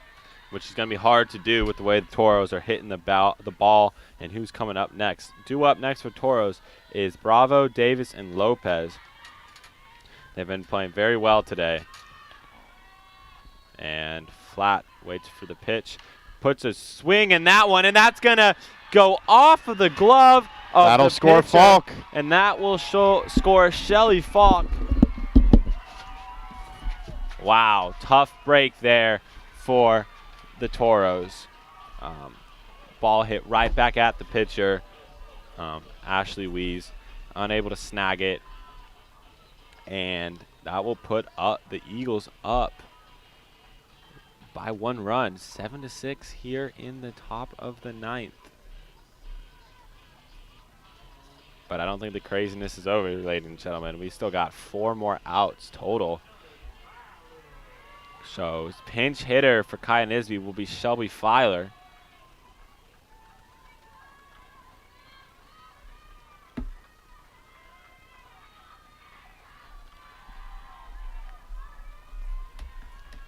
Filer this year, 286 hitter.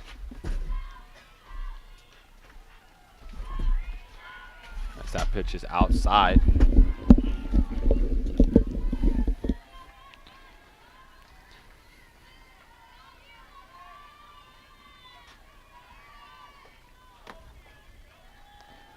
And the pitch outside. So Filer comes in, takes 2 balls here.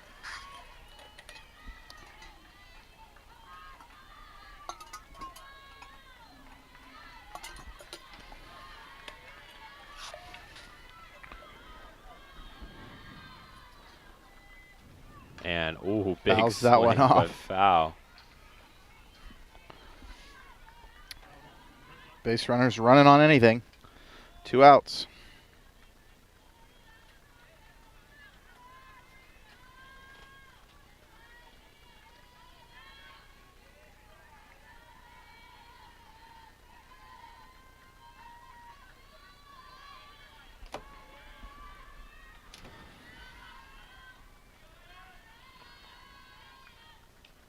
Another ball.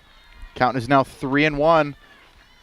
One more outside pitch is going to send Michaela Robertson home on a walk. No, but if you're going to miss, like your spot, miss the strike zone, that's the spot you want to miss. There's no damage can be done with the pitch low and away. I understand. I'm just saying one more ball. No. I agree. I'm just okay. remarking that period. There it is. Michaela Robertson goes home on a walk. So 8-6 lead. Thank you. And that's going to bring up, looks like we got a pinch runner, Kaya Nisby, going back in her own spot. So that's going to bring up Lauren Fairchild.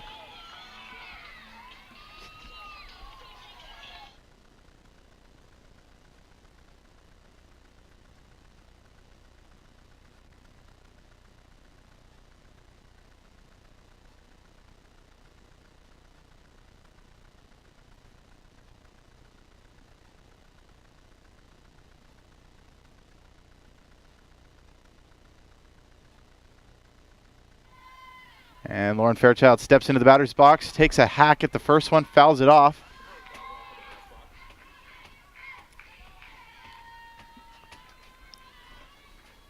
All right. Eagles now lead by 2. Wow, 2 runs. And a good shot for Moore.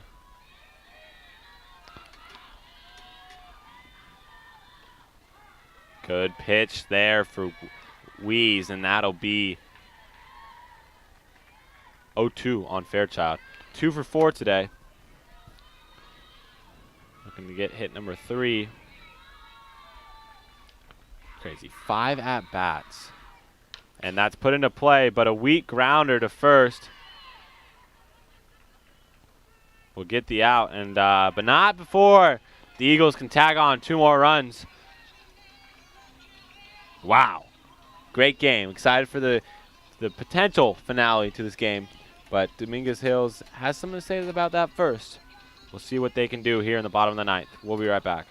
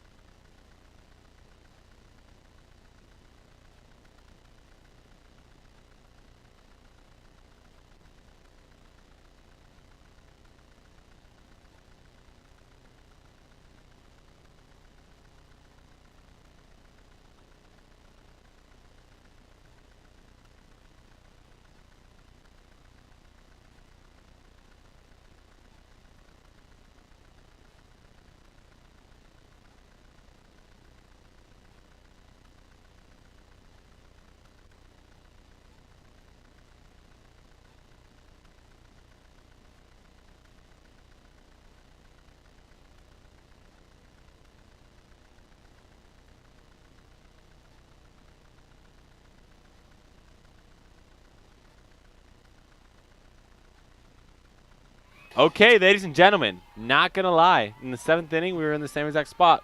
It looked as though the Eagles were going to be able to extend their season, get another game going today, but Dominguez Hills had something to say about it. Hard hit ball. Riley Rohr to her left, fields it, and that is out number 1. Wow, what a play.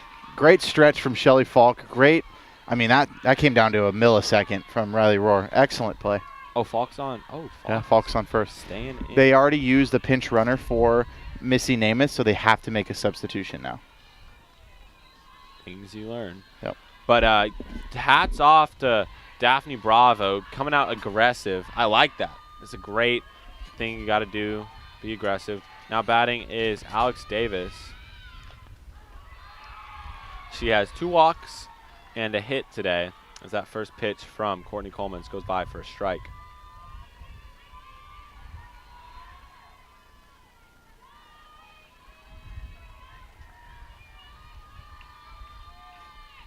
And swings at that one, but it's foul. Counts now 0-2. Courtney Coleman's doing a very good job stepping in here in the final moments of this game, rising to the challenge. Courtney Coleman's only a sophomore.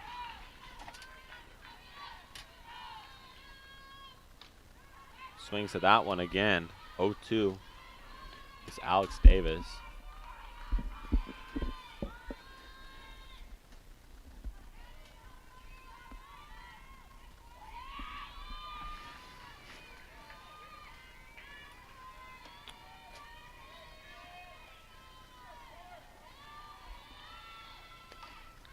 That's popped up, but going to be out of play. Falk, and Fairchild gave chase, but no good.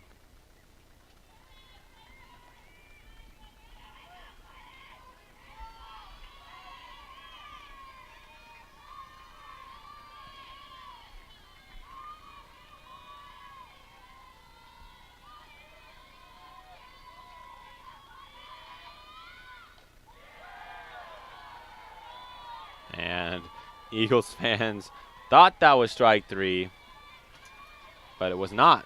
So it's ball 1. Did I get that right, Jeff? Yep, counts just 1-2. Perfect. With 1 out. Wasn't sure if I got that right. Thanks for the help. And that's hit into left field. Oh, miscommunication by the Eagles. That will be at least 2 bases. Wow, left fielder, that's Kaya Nisby, and center fielder Lauren Lopez had some miscommunication.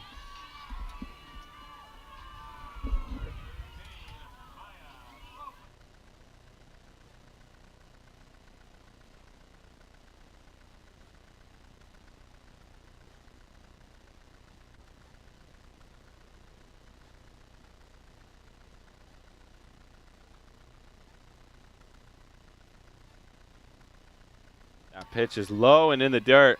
Now batting is catcher, number 13, Maya Lopez. Jeff.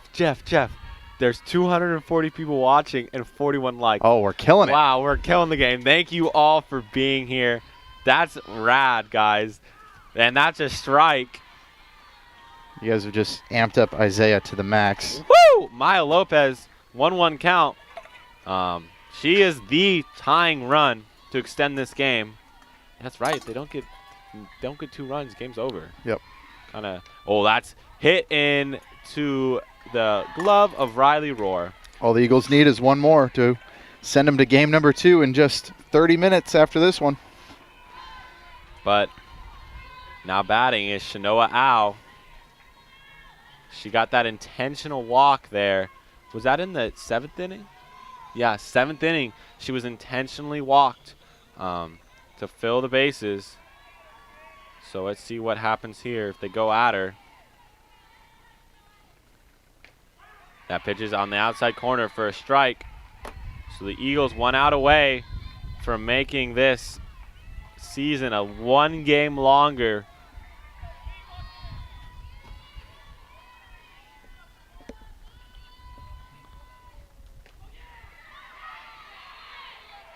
And that pitch on the outside part of the plate, but a ball just a bit outside. Just a bit outside. So everybody, ladies and gentlemen, for those of you still following along about the Cal State San Marcos game. Oh, just kidding. That's fouled. It's bottom third. I don't know where I got that it was 2-2. I don't know. But anyways, bottom of the third, still a 0-0 game. That is the winner-take-all game of the second pod of this West region. Winner will play the winner of this pod, which is to be determined. It's too early to tell who the winner of this pod is. Do you agree, Jeff? I would agree. Still got. But 1-2 pitch, and there it is. Oh. And they said check swing. You know, I think that is going to extend the game a little bit longer, as the count is now 2-2 with 2 outs. I'd agree, Jeff.